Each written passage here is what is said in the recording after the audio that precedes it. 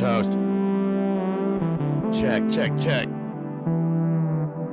What's up, y'all? We're going to get started here in just a second. Let's get some more rook shit here and get it going. Try and get it a little litty tonight. We got some good material for you tonight. It's been a minute. Shout out to everybody out there.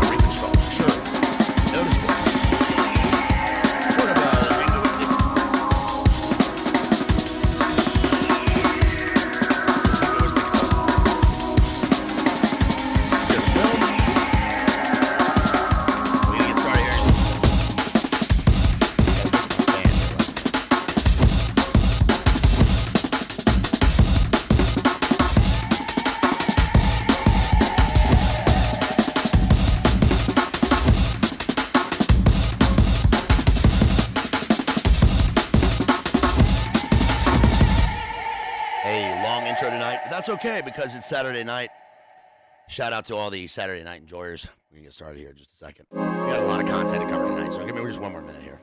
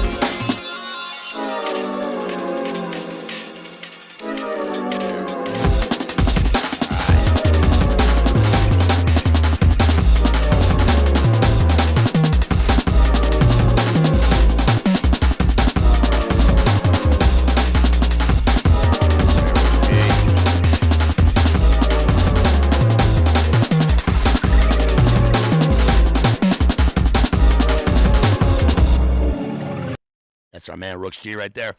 Yo, what's up, everybody? Been a little bit here tonight. We're gonna cover some war films and some war lit. We're gonna get it going here. It's been a minute. Of course, I've been active on our friends' channels. Shout out to DPH Church of the Eternal Logos, our friend David Patrick Harry, because I've been on there a few times in the last few weeks, covering a bunch of films. You can check out his channel. And, of course, a happy birthday to our friend. Tomorrow is his big B-Day. And I know he's going to be having a stream over there on his channel tomorrow. I'll be calling in for that. So, yeah, happy birthday. Tomorrow is a big birthday. And a lot of people very close to me have a birthday tomorrow. Of course, I will be missing my dear puppy dog. She would have been 18 tomorrow. 18 years old. So, I miss her. But, yeah, shouts out to all the September birthdays. Of course, mine was last week, and thank you to the people that came in. That you can check that out in the members channel. I was talking with our friend Maddie, Digital Minefield, the real Cooter Brown, and Hesher. We're talking about Chucky and Phantasm, spooky season. But let's get into it tonight. We're talking about war lit and film. We're going to cover The Short Timers, the novella by Gustav Hausford. Let's see, let me pull this up. And also, we're going to be talking about Full Metal Jacket, of course, Stanley Kubrick, which is the film adaptation of that literary work. And I threw in kind of at the last minute The Deer Hunter, which throwing that in at the last minute is pretty heavy. I'm sure that people here, if you've seen The Deer Hunter, let me know in the comments afterwards or right now in the chat. The Deer Hunter is I've kind of avoided going back to this film for a long time because it's first of all, it's an amazing film, obviously. If you go back and rewatch it, if you haven't seen it, in the past, 10 years, you probably should take 3 hours and go back and watch it. It is all of the things that people say about it, are true. It's going to be hard to get into this one. Hey, shouts out to Can't Get Fooled Again. Look, fool me once, shame on me, you, right? Me. Fool me twice, shame on Can't Get Fooled Again. We were at a park in Botswana. Shouts out to Can't Get Fooled Again. Watching, let's see, what'd you say? Midnight Sun episode of Twilight Zone, right at the climax. What's this? 3-6 Mafia starts playing. Couldn't have been more, I can't read this, on time surreal as hell. Thanks, pimp. Hey, shouts out to you. Thank you for that Thank you for that super chat. Really appreciate you there, buddy. Thank you so much. If you guys want to support, you can do it in the links in the video description or in the chat. You can also, Jason's adding them right there. Thank you, Jason. Appreciate you, as always. You can also super chat function. So anyway, yeah, I threw in the deer hunter there at the end, and it fits our theme tonight. Really, I was just going to cover Gustav Hausford and the short timers. A lot of people talk about this particular literary work, and it's actually really hard to find. I mean, it's very expensive. Like the used copy is like $400 on Amazon. But there's a PDF. And by the way, shouts out to Bert out there. Thank you, our friend Bert, because he sponsored a stream on this way in the wintertime, way back, and just now being able to get to it. So thank you, Bert. Really appreciate it. Thank you for sponsoring this stream. Everybody give a shout out to Bert if he catches it. Hopefully Bert will catch this one. Bert has been a big time supporter for a long time now. But this is it's an apt topic. It sort of remains so because of obviously the overall, the war setting. But one thing that's really interesting. I mean, first of all, in terms of the adaptation, I've covered a bunch of Stanley Kubrick. I even did the analysis of the Kubrickon by Jason Horsley. I didn't really talk about Full Metal Jacket too much in that one. That because of there were a bunch of other films that we were doing. 2001: A Space Odyssey, obviously. Clockwork Orange. I've done Clockwork Orange, Anthony Burgess, and I've also done a bunch of war lit streams and analyses, including early on Yusef Komunyakaa and his book Dien Kai Dao. He's a probably, in my opinion, the greatest living poet. And that was a deep literary stream. Vietnam poet. And we've covered Apocalypse Now, the film. We've done, I don't know, countless other ones. We did, The Things They Carry, which was a surprising stream. I think it surprised me. I mean, so one of the things that comes out of war literature in general, and especially prose and dealing with, I'm centering here on, American-based or American centralized sort of post-modern war literature. One of the really surprising things every time for me is the depth and the depth shouldn't surprise me, but the language itself. The language is so visceral. I think that war provides. War brings out, in terms of words and literature, descriptions and narratives and motifs that are hard to find when we're dealing with anything else. And this is across time. We were just talking about Beowulf. We did a full analysis again of Beowulf again with DPH over there, and even the Anglo-Saxon poems.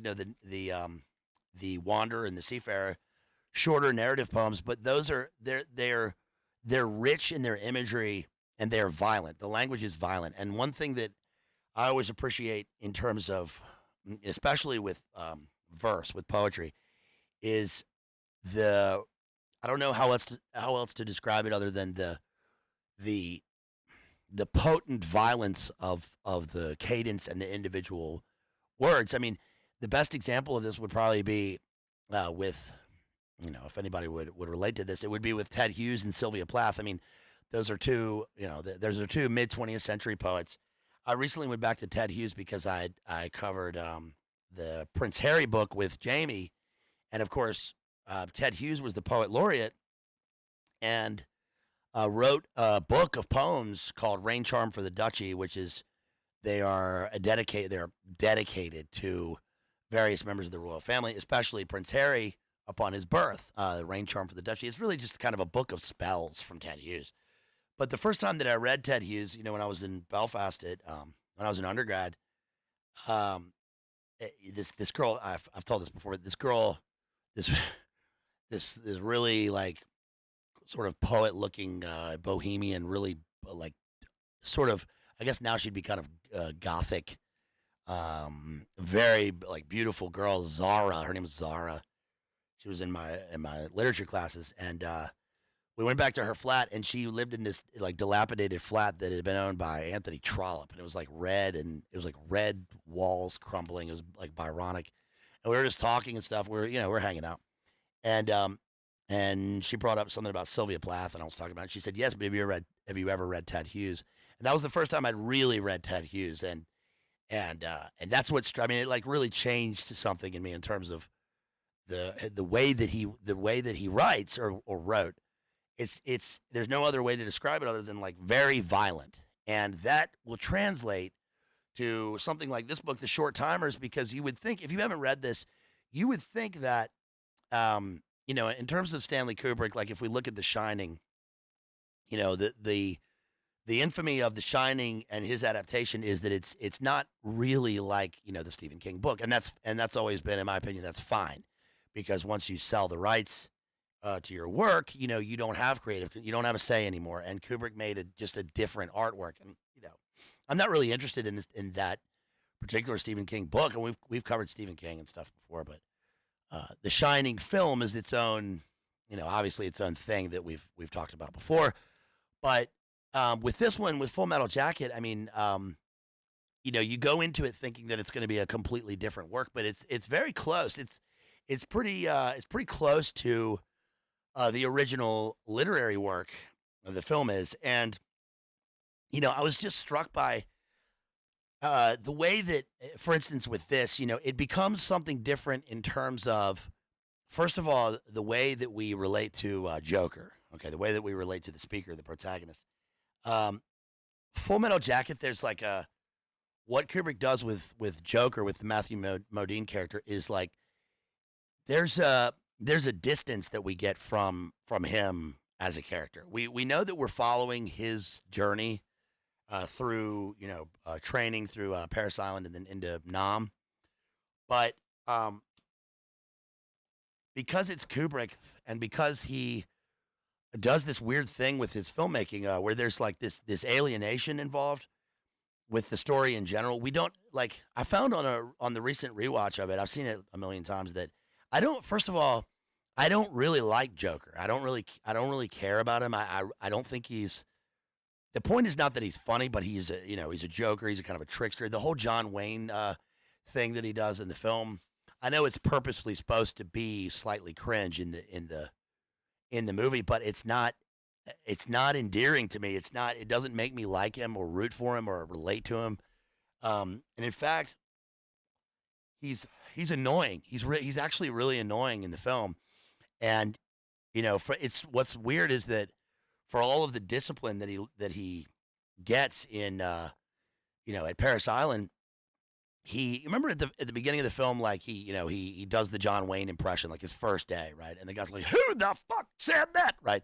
Arlie Army. Well, that that he just goes back to that. He goes back to that later, right when he arrives in Nam, and it's actually really annoying. Like when he confronts Animal Mother, um, their little standoff there. It actually really reminds me of the recent, like the Joe Biden thing with the guy in the factory or whatever. He put on the hat. That recent clip, the guy like working in the factory, and he gave him the hat, and you want my autograph, fella? And the guy's like, I don't want your autograph. You couldn't pay for my autograph. It's these two old guys like kind of arguing, but I thought it was really funny. But they kind of do that in Full Metal Jacket, Animal Mother and Joker, and there's a whole other. There are layers of reasons for that exchange happening. Happening. I don't know why I said it like that. Happening. Happening in the film, but it's not. It's not. At the end of that little encounter, you see the guys kind of hold back Joker, like he's kind of getting aggressive, but he doesn't get aggressive really through the thing, and you kind of think that they're just talking shit, they're being ironic, right? When they first meet up, it's like he doesn't earn the aggression that he has at the end of that scene. By the way, Animal Mother would crush this dude, right? That's the whole point of him being there. Um, One thing that I recently saw on Rob Egger, shout out to Rob Egger, of course. Um, went back to one of his analyses of Full Metal Jacket, and he brought up a really great point. And this is really this is right in your face, but yeah, there's so much depth I think with this film that we find these like accidents in terms of our analysis. And one thing that Ager brought up was that in terms of the shadow self, if you look at it through a Jungian lens, right? Um, we have Private Pyle in the film, and when he dies, at the end of the first act of the film, and then we switch to the Vietnam setting. Animal Mother really is the emergence of the dark. He's the dark passenger. He's the dark half of the first half of Leonard in the first act of the film. He's reborn. He's reborn hard, as Ager says. I thought that was a really great point. And sometimes, when you look at Kubrick, I think that one of the things that goes along with Kubrick, I said this in the Kubrickon stream, is that there's a lot of there are many red herrings. It invites a kind of like a kind of schizophrenic rabbit hole, algorithm feeding element to analyzing his films, which I think that is partly purposeful. In a way, he's kind of trolling, to put it kind of simply. But I thought that Ager's point right there was very good, because the two characters are about the same. They're the same height. They're the biggest ones in their squad. Pyle is obviously a fat body, but Animal Mother is he's reborn hard. He's war lean, right? They there are various elements in the first half where like with the learning to handle the rifle, and he's doing drill and he can't do it, and then we see, of course, Animal Mother with this M60 slung over his shoulder, and it's like asked and answered. The two things are mirror reflected in the film, and I thought that was really brilliant. So, but with Cowboy, the novel is totally you get a completely different feeling about the journey you're going through with the speaker, and that's natural. Of course, with literary works, one thing about writing by nature is that it's like Jack Kerouac said, we believe in the holy contour of life. He says in his rules for prosody, we sort of find this wave. If you're a reader, we find this wave when we're reading like a kind of like what is it when you're sleeping? What is it? What's the term for when you're sleeping and you hit the I've totally lost the term. Somebody in the chat tell me you got to hit your circadian rhythm. It's like a circadian rhythm, but with words in a novel, and you just find this wave. And that's when a page turner sort of really starts to come up. What's up, Jeth? Right there. What's up, Jethro? But that's natural for great writing. And this novel, you can read it like an hour and a half. It's so well written. It's honest and genuine and powerful, and the words are potent. They explode on the page. Let me give you a couple examples right here, because I put them in the description, and they sort of occur as we go on in the narrative. See, let's find some pages that I marked here with this. For example, let's see. Where's the one about the exploding nova? He says, hold on, give me a second here, because I'm in the PDF copy. Okay, look at this. This is a small description. This is in my sort of third section of this book. This is a small description. This is what I'm talking about when you read. It's more important to find one word or phrase that you'll remember forever. It's something new that you learn about life. That is more important than really anything else in a book. Taking away from a book, if you can remember that one thing that sort of opens up something about life to you. Listen to this. He says, let's see. The top half of the blonde tank commander appears in the turret hatch. The lieutenant is wearing a flak jacket and an olive drab football helmet with a microphone that protrudes over his lip. He is a mechanical centaur, half man, half tank. That's a very simple description, but I really sort of grabbed onto that because, for one, it's absolutely true. There's that's poetry. The best words in the best order.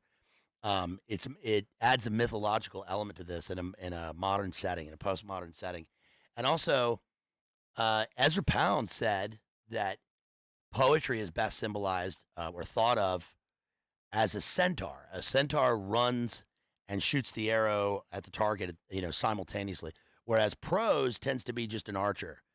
And this was amazing because it sort of it doesn't, I don't think, purposefully allude to that, but I found that amazing. Um, and then he says, like, one of the things that you sort of lose in terms of the dialogue in the film, there's a constant refrain of, am I a menace? Am I a life taker? Am I a heartbreaker? Right. Um, you want to throw some hands, motherfucker? He says, yeah, she recognizes me. I'm the one who will end her life. We share a bloody intimacy. That is how he describes the sniper when they cut down the sniper, which is sort of the climax of the film. You don't get that in the film, of course. That's supposed to be sort of imbued within the shots. He's showing us what's happening, and he's not telling us the dialogue. Of course, the film had major elements in terms of the writing from Michael Herr, which is amazing because Michael Herr wrote Dispatches and also was the one who wrote the voiceover sections of Apocalypse Now.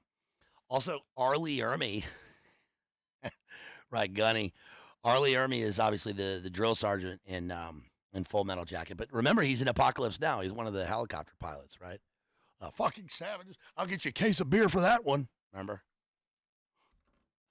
Right after the famous Wagner scene. He's in that scene. Listen to this.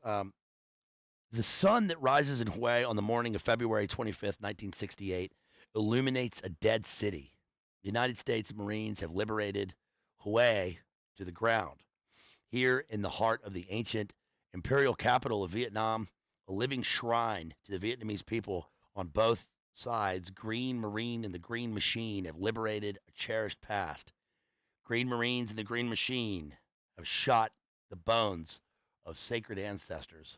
Wise like Solomon, we have converted Hue into rubble in order to save it. Right? Creation through destruction in terms of war. The throne is blood red, studded with inlaid mirrors.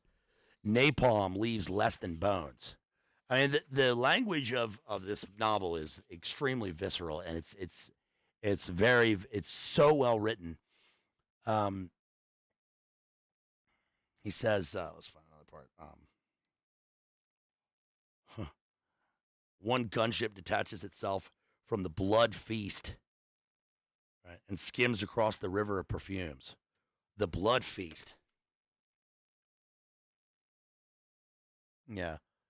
While we wait for the gunboats to come and take us back across the river of perfumes, we talk about how the NVA grunt was one hell of a hard individual, and about how it would be okay if he came to America and married all our sisters, and about how we all hope that he will live to be 100 years old because the world will be diminished when he's gone. I mean, that is included in the guy's brief monologue when they're resting, and he says, "This is my friend. Today is his birthday." Right, that crispy critter. They added, Kubrick added, he cut and pasted into that part. But there's something about the unexpected nature of finding these terrible beauty. That's what Yeats called them, a terrible beauty. These passages, because one thing that we see about this speaker is the damage done. And the damage is not something to be shied away from. It's not something to regret. It's a damage that is brought on by the hardness of war. And that we, the kind of layman reader, if we've never been in war, we get to understand through his words, not just through his thoughts or through his mind. Literature isn't made up of thoughts or ideas; it's made up of words. Rest in pieces, bitch, is what he says. Quote. I mean, this is. I would highly recommend this book. It is. Listen to this. This is in the section grunts. First of all, there's an epitaph. There's an epitaph for all three sections. Each one has an epitaph, including from Allen Ginsberg. I've seen The Best Minds of My Generation, Destroyed by Madness, Starving, Hysterical, Naked, right? And from William Burroughs. So, of course, that would take place. I mean, this is like, just post post Beat generation. Um, this is about the time when Jack Kerouac went on that television show with all those beatniks and hippies, and they said, "How do you feel?" I think it was Ed Sanders was asking him. He said, "How do you feel about being the father of the hippies?" And he said, I don't like that at all. It's not what I intended." And then he asked Kerouac what he thought about nuclear weapons, and his response was, "I'm not concerned with the atom. I'm concerned with Adam, uh, because I believe in piety, charity, and faith," which is, I think, at the heart of Kerouac's writing. But anyway, that's sort of neither here nor there. He says, this section, this is an epitaph, I mean, an epigraph, not an epitaph, an epigraph from Thoreau. It says, behold a marine, a mere shadow and reminiscence of humanity. A man laid out alive and standing, buried under arms with funereal accompaniments. Rolling thunder, it says, rolling thunder. Clouds float across the white moon, clouds like great metal ships, black wings beating, enormous objects falling, arc light in the monsoon rain, an an airstrike in the dark. Arc light, what's that? Arc light. Remember in Apocalypse Now? The arc light illuminating the dead city. In the predawn sky, little metal star goes nova. An illumination round. That is imagery at its finest. And it's, I almost hesitate to just simply call it imagery. Imagery is just words and phrases that appeal to the senses, but this is so much more than that. It places us in the war. And so basically what happens in the short timers is reflected in Full Metal Jacket. If you've seen Full Metal Jacket, I mean, it's the same story. We start off with a guy, he's going into basic training in the Marines, and he goes through basic. He goes through, his molding. He goes into the Marines soft, and then he's born again hard. Of course, we get the Pyle character, and that is really fascinating. So I'm gonna sort of talk about this in terms of Full Metal Jacket and what Kubrick did with this, because first of all, with Full Metal Jacket, I think that you get a different notion of what the film is doing. I think on every rewatch, it's so different from Clockwork Orange and Eyes Wide. It's so different from the rest of his body of work. First of all, but one thing about Kubrick that I think is misunderstood is that people cite Dr. Strangelove as the great satire.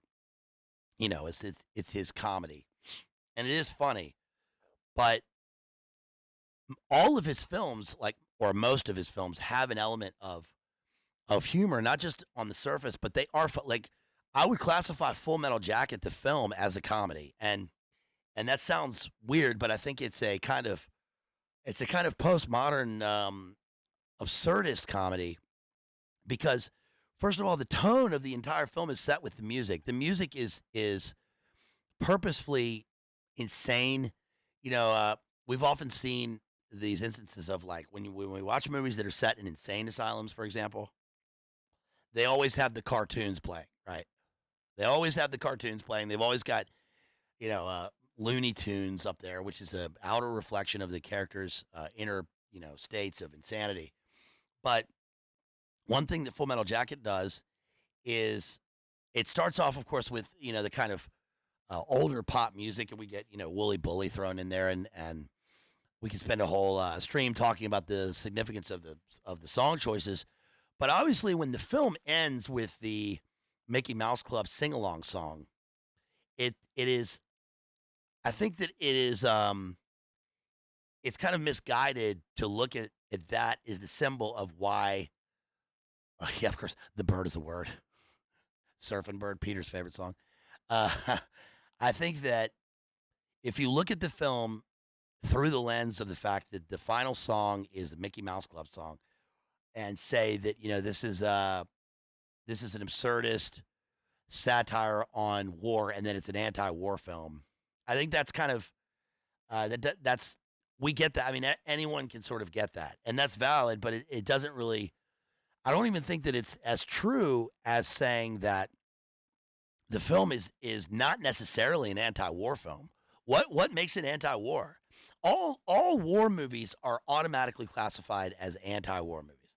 One of the most egregious examples of that, I think, is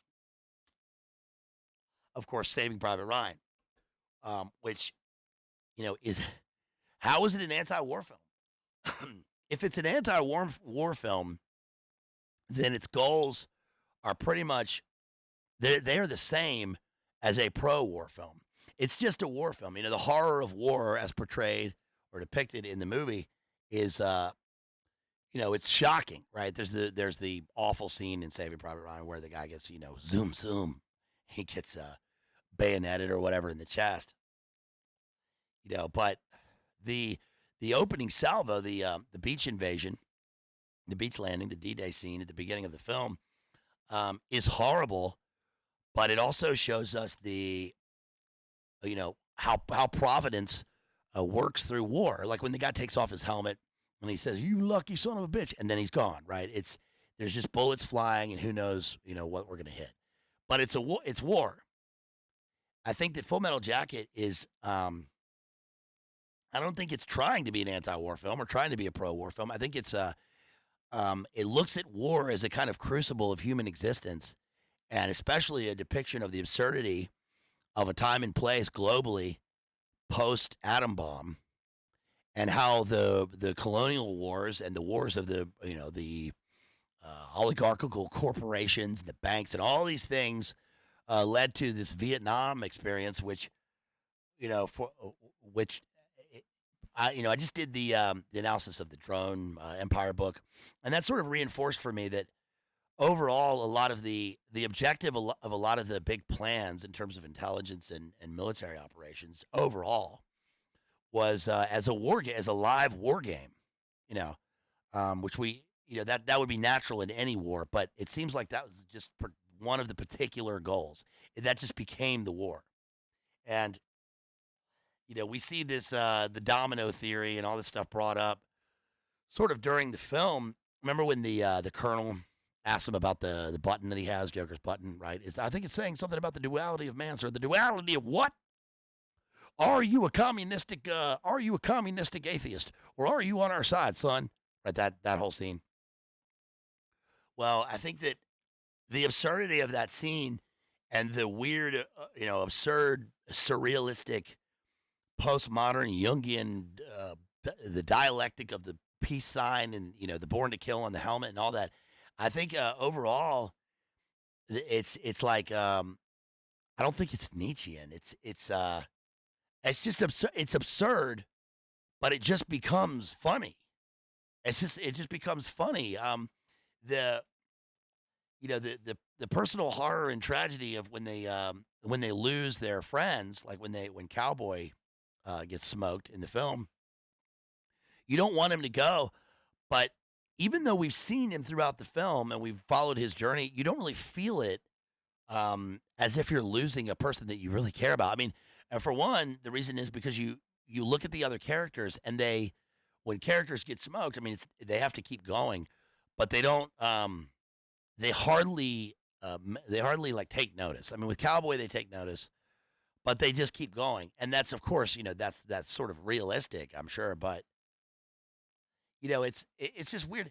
It's like, does Cowboy grow at all in the film? I think okay, so Cowboy probably grows. He grows into a leadership role, and then he sort of questions himself and whether he's thinking whether he fits into the scenario at all. His last words are, "I can hack it." He fulfills this warrior role to the end, but he doesn't really get a chance to really fulfill that in terms of the arc of war. Joker doesn't really grow. I mean, he doesn't change at all, really, in any demonstrable way throughout the film. Maybe that's the point. Maybe that's the point of the movie, that these people are thrown into this war situation and they come out the same. They either come out the same or they come out shockingly changed, and that's what we're going to see with the Deer Hunter. Not my analysis, the Deer Hunter coming up, but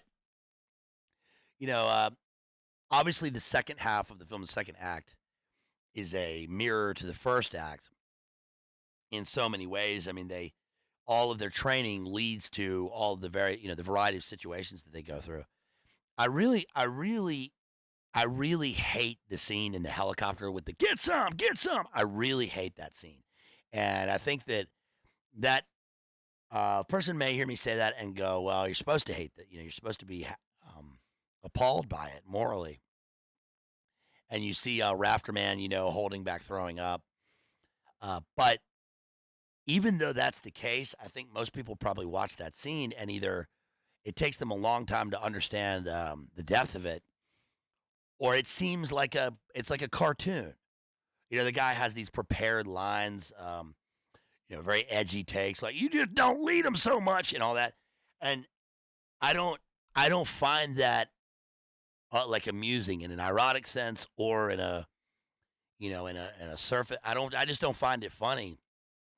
And um, I really hate how they're just sitting in the chopper and he's just, he's smoking these people. He talks about the water buffalo and all that stuff. And that it's appalling to me because not only what he's actually doing in the scene, but because there's no recognition of like any kind of moral commentary from Joker. And maybe that's the point of Joker, in the film. Maybe that he's a trickster, or that he's sort of there on both sides of this thing, or that it's not his duty to say anything, or that they're all Marines. I think there are a number of different outcomes with that. But when I'm watching it, I don't. I want that guy to get thrown out of the chopper. Just throw him out. You know what I mean? So I don't know. I think that what these two things are about are basically they're way past the handover from the French, in Indochina over to the Americans. They really deal with the Tet Offensive and Hue in the late '60s, and it's also interesting that they are Marines. I mean, that in itself is interesting because most of the time when we get Vietnam settings, we're getting Army, right? It's almost always Army. This one is Marines. It's slightly different, and we really get to understand that, like, from a on a literary channel here, looking at the lyricism of the way that the Gunny indoctrinates them into the Marines is really, it's wild. The we're here to make the grass grow, right? Blood, blood, blood. That all that stuff. What else does he say? He says, "Kill, kill." That. We don't want to make the Marines into robots, right? He says their job is to kill, and I think that's really unique and powerful because now we might understand that, as people reading books and watching movies. But the fact that it is so blatant in the film, and that's their whole goal, is eye opening. And every time I watch the film, I'm like, it strikes me. It strikes me that this is the goal. This is what he's saying. This is his script, right? They do the same thing in the short timers. We reading this are, I don't know if indoctrinated is the right word. I think that we come to an awareness. We wake up in a world that is pure warfare. That is different from anything that we understand in the outside world, and it becomes funny. It's funny because it's absurd and dangerous and lethal. But they go through their training, and then they end up in Vietnam. And of course, the speaker is writing for the Stars and Stripes magazine, which is a wartime propaganda magazine for American troops. And that's one of the things they have to deal with is the censorship of specific topics and words, which adds another meta level element to understanding the film because that's indicative of what happens now. I mean, it's amazing how that relates to now for our understanding through the internet and through media of what happens in war.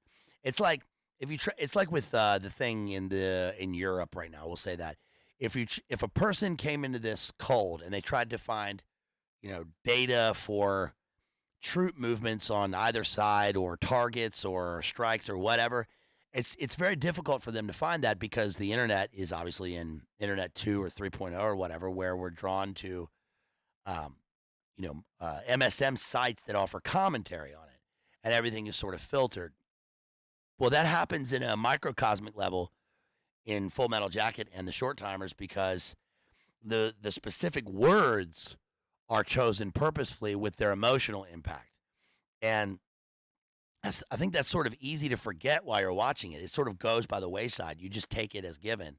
But that forms our opinion not only of the setting, but also of what the characters go through and how they think and feel. What's their worldview? What are they doing? What are they even doing there?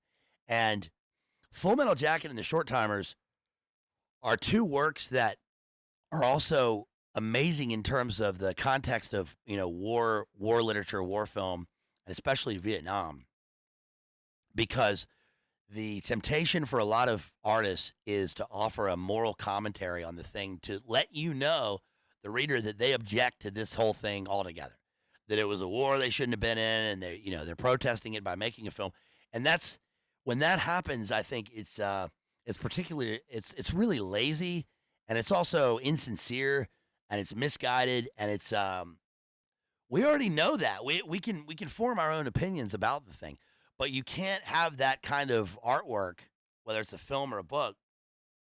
You can't have that be your work if you don't also offer a depiction of the way things are from day to day with the people who are in it, because there aren't Marines going to war with at the top of their mind, oh, we shouldn't be here. That's not what they're thinking when they're there. They have to be going into the thing and meeting people and talking to them. And where do I get something to eat? And when's the food coming? Where are we going? What are my orders? It has to be the physical, the empirical data has to be there for them. In order for us to really understand it. And if that's lacking, it's just a moral commentary, then it's insincere. And I think that Full Metal Jacket does that very well. Apocalypse Now is in a whole other realm than that. These are completely disparate films. They almost have nothing to do with each other. Apocalypse Now is like an impressionistic work of subjective poetry. It's completely different. It's not. It's a work that almost solely operates on the truth, a level of truth without fact, like some sort of dream, right? I mean, he wakes. In fact, the movie begins with Willard waking up from a dream, right? Saigon. Shit, I'm still only in Saigon, right? It's constantly happening throughout the thing. The Redux versions especially really play into that, because the Playboy bunnies, are lost. They're fractured and lost in this helicopter crash. It's like they don't even know that they're living, Or my favorite scene. There are two of you, one that loves and one that kills. Right when she gives him the opium pipe on the other side of the veil, piercing the veil. You want to wait around here for 6 hours? Well, that's pretty hairy. That's Charlie's point. What do you mean hairy? Well, that's Charlie's point. Charlie don't surf. 6-foot peak. Ha ha. Hey man, I can hold his guts in. Drink my canteen in. Hey, death cards.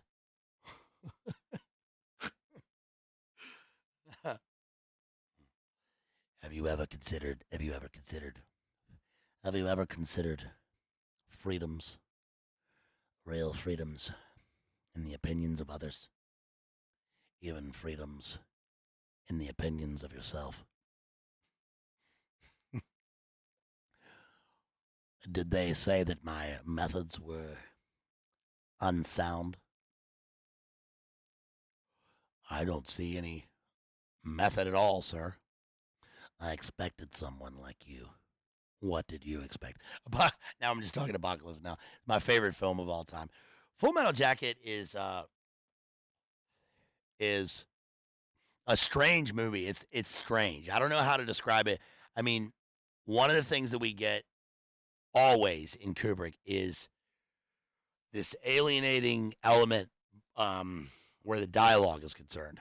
Every time we have dialogue from characters when they meet and we're looking at them in profile in any Kubrick film, they're almost always in profile. We're not seeing the characters face on, so we're not seeing the full self. It's just a half of them. And whenever that happens, the dialogue is like slow and stilted and drawn out and it puts you into this weird hypnotic state like that people don't talk like this. And that's purposeful. It's not supposed to be realism or naturalism, but that the aura of the whole situation is kind of unreal. It's unimaginable, right? I lived with my mama and dad in cell block Linear North, right? When Alex the Droog goes downstairs and he's a welly, he's talking to the fellow Droogs. In that situation where they try to challenge him for power, that's an example of that. I want to marry a lighthouse keeper, right? When he's walking out of his bedroom and he hears that weird song. The song choices are always crazy with Kubrick. Like they're very weird, right?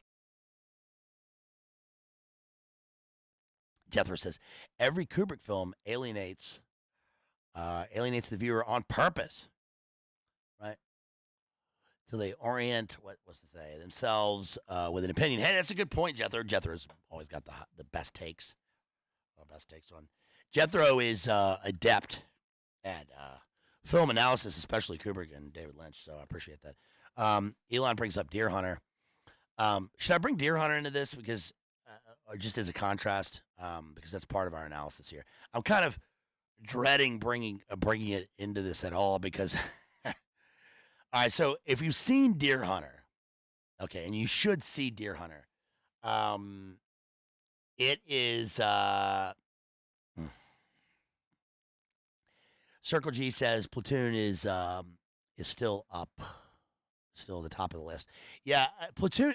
So Platoon, Full Metal Jacket, Apocalypse Now, and The Deer Hunter are 4 completely separate, disparate movies in terms of really. I mean, in every way. I would say that Apocalypse Now and Deer Hunter have a lot in common. The Deer Hunter and Platoon certainly have a lot in common. You remember that scene in The Naked Gun where Lieutenant Drebin, Frank Drebin, goes with Priscilla Presley, and they go on a date. They listen to Herman's Hermits.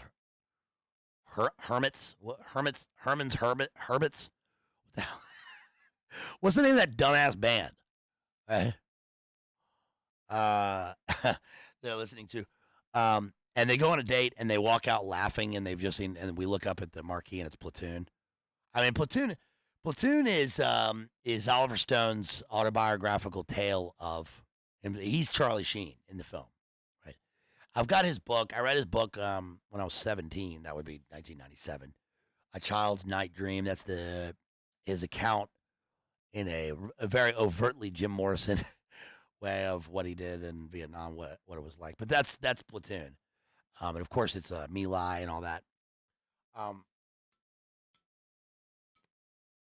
Also, Tom Berenger and Willem Dafoe. Also, they represent sort of opposite ends of the spectrum, like twin, Gemini twins. Shadow, the duality of war, right? Embodied in men. But the Deer Hunter is different. So let's talk about Deer Hunter. This is Best Picture winner Christopher Walken won Best Supporting Actor. Just to give some context, it's got Meryl Streep and John Savage. It's got Cazal in it. It's very similar to a lot of what they did in the 70s in terms of the motif setting up these epic films, which works. It's very similar to The Godfather because it begins with a wedding. We get soldiers coming home from war. Of course, Michael comes home from the Big Dub too, and then goes through his transformation by necessity, right, into the mob. You come to me on the day of my daughter's wedding, and you ask me this favor. I will do you this favor, but there will come a time you will not know when I may ask you. I may ask you for something. You come to me on the day of my daughter's wedding, right? And it is, let's see, they're Russian. Yeah, Elon, it is amazing because it begins with a wedding and it's a Russian Orthodox church. In fact, the priest in the movie is a priest. And I really like that about the film. That's an element that I really like about the film because, just as a side note, one thing that bothers me about movies with church scenes in particular, especially set in America, is they are almost always set in Catholic churches, almost always.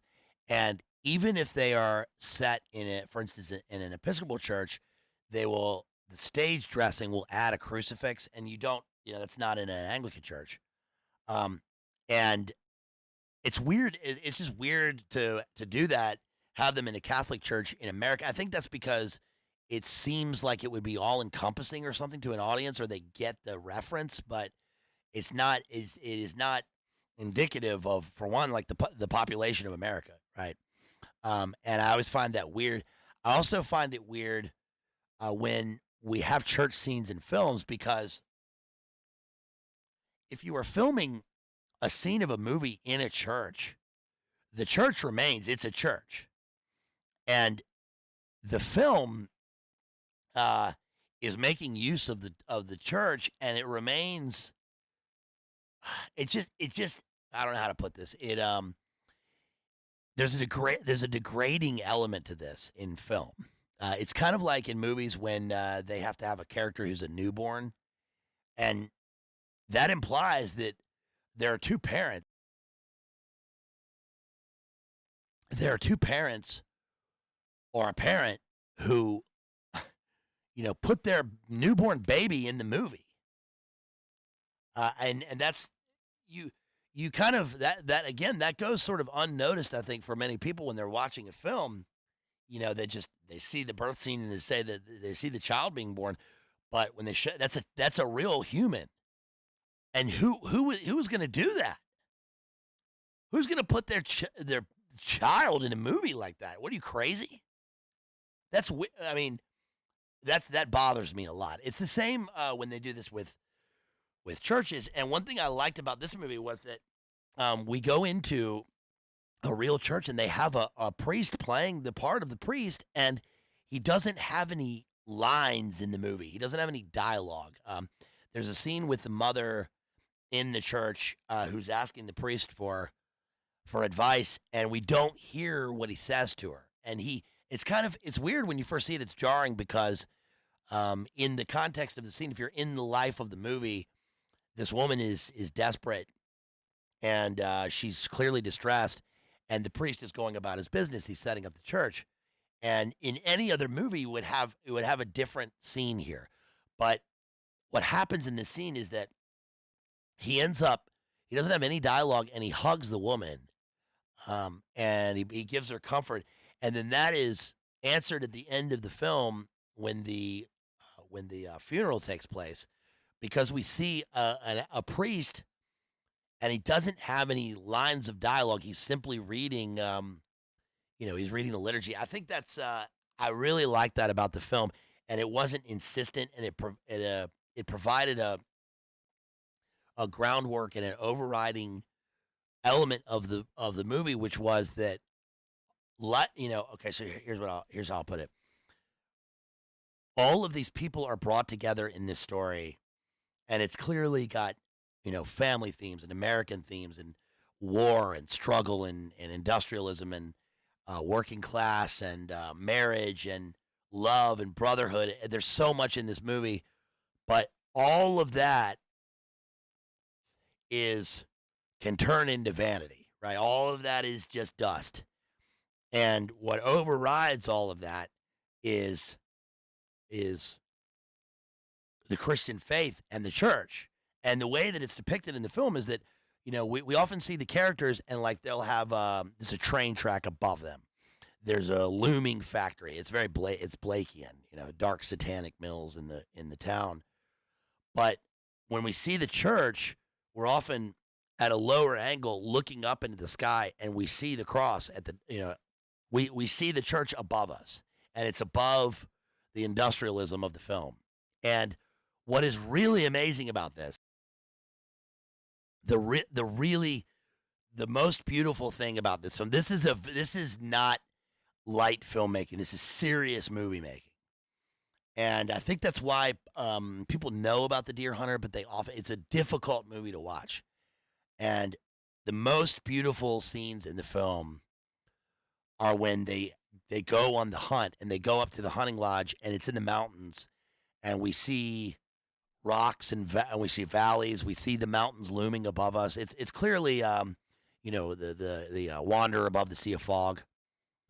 There's a clear indication that that's a that was an inspiration for some of the setting. There's literally a sea of fog below them, and there's the sky. But do you remember the soundtrack? Do you remember what we hear in those scenes?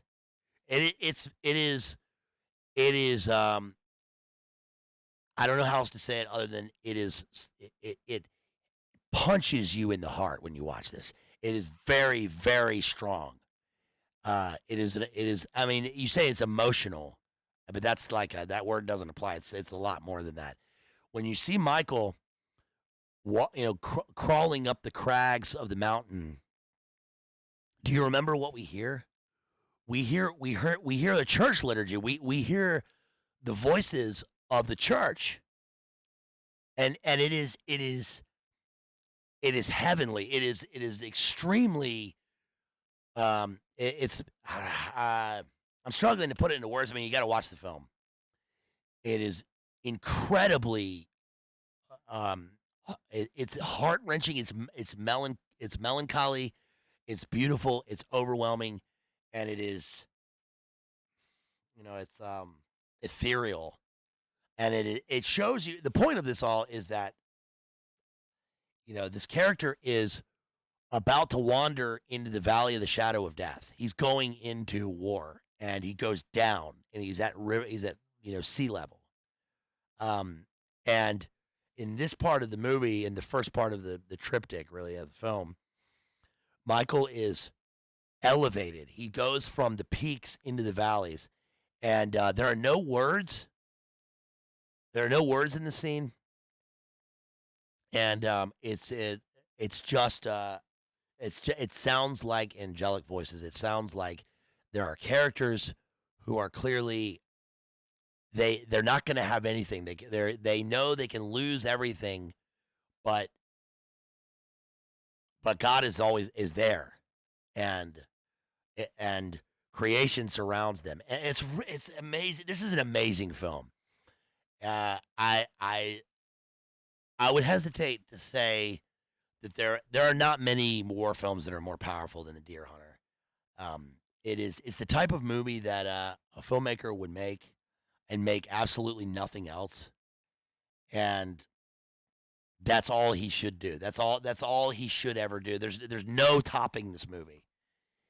It's incredibly dense and layered and complex. So should I tell you what the movie's about? If you don't remember, here's what it's about. So The Deer Hunter is a film in three parts, and they're pretty much equally spaced. We're introduced to a factory where we have at the beginning of the film we see characters in a volcanic setting. They're forging. They're at a steel mill in Pennsylvania, and they're all working, smelting the iron or whatever. We see rivers of lava going through this factory. It was Michael Cimino, and one of the things that I noticed on the rewatch was within the first, I think, 5 or 10 minutes, there is a shot of fire kind of going sideways across the screen. And if you've seen the movie, then you'll remember probably the most famous shot of the movie. It's my favorite shot of the movie in the war scene, and that is Robert De Niro when he wakes up in Vietnam. And I'll get to that in a minute. This movie is why Robert De Niro is is or was a great actor. I mean, it might be De Niro's best film. It might be. This is great filmmaking. I'm trying not to go too hard on how much I admire the film, how much I like it, but it really hits you. This movie really hits you hard on many levels, and this is probably De Niro's finest performance. You watch him in the scenes when he gets to Vietnam, and you absolutely believe that he's there. You believe that he's the character in the thing. And the most important element is that Robert De Niro. It's an ensemble cast, but Robert De Niro's character is of course named Michael, and just like Michael with Al Pacino and The Godfather. But his character is named Michael, and it's clearly we are clearly seeing a Saint Michael esque character here. He's a warrior. He's fighting for righteousness. He's fighting for his friends and family, and he's the centerpiece in the entire film. He's the glue that holds the film together. But he is not out front in the film. He's in all these scenes, and he's in great pain in the movie. He's in intense pain, and you look at his eyes, and the eyes are the key to great acting in film. And look at his eyes; it cannot be faked. You see everything in his eyes. Now, Christopher Walken won the Oscar, of course, but in many ways, his role in the movie is not as complex as Robert De Niro's is. There's never been a role I think like Christopher Walken's in this movie, which is that he is completely shattered. He's totally shattered.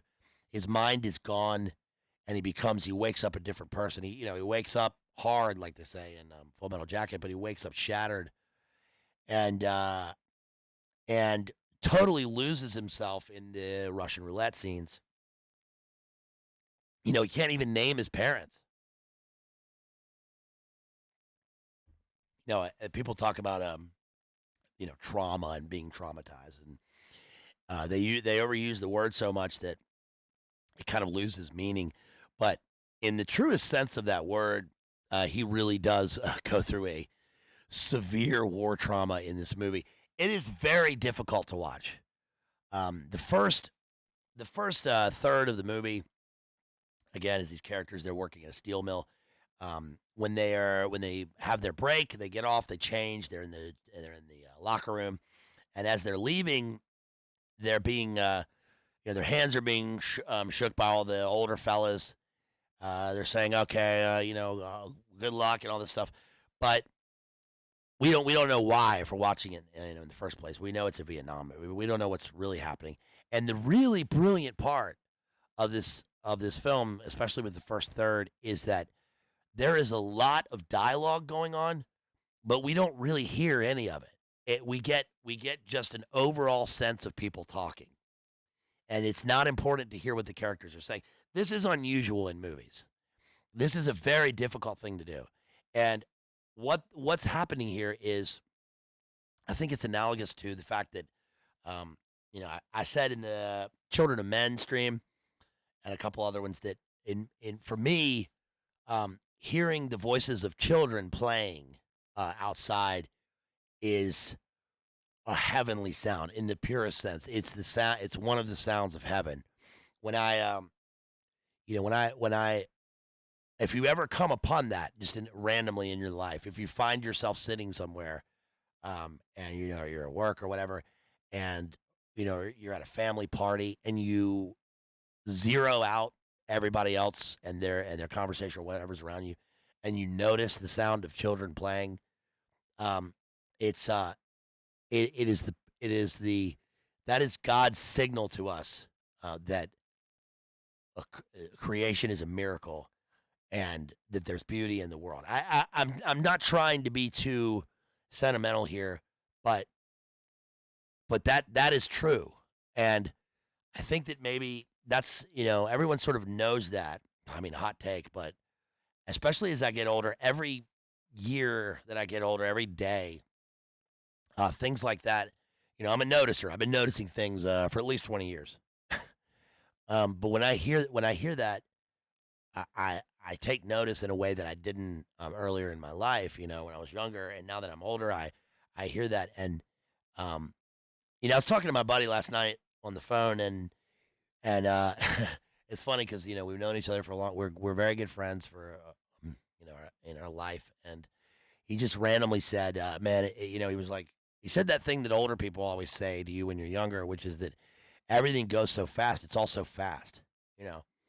And he said that because We were at a 311 concert like yesterday, dude. But it was my 16th birthday. I mean, it was that was in 1996, and it feels like yesterday. I remember everything. I mean, I said to my best friend the other night, I was like, on September 19th, 30 years ago tonight, on September 19th, we were at an Aerosmith concert, the Get a Grip tour, and I remember every single second of that concert.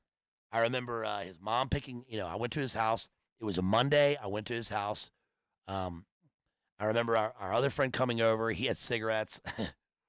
I was I was I was 14. Uh, we got in his mom's station wagon. We drove to the concert. I remember her driving around the grass parking lot, big grass parking lot. We walked up to where the ticket kiosk was, and I remember walking right through because he already had tickets, and usually we didn't. We get to just walk right through. We walked right through, and we walked into this amphitheater outside, and I remember being right by the stage, and there were, I remember all the guitars being right there, and I saw Steven Tyler over there, and and I'm like, that was yesterday, dude. It was yesterday, but it was.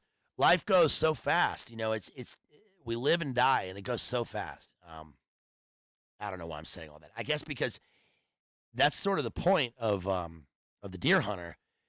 It is this is a very American movie, but it's also universal, and it really gets to it depicts what one of the purposes of life is.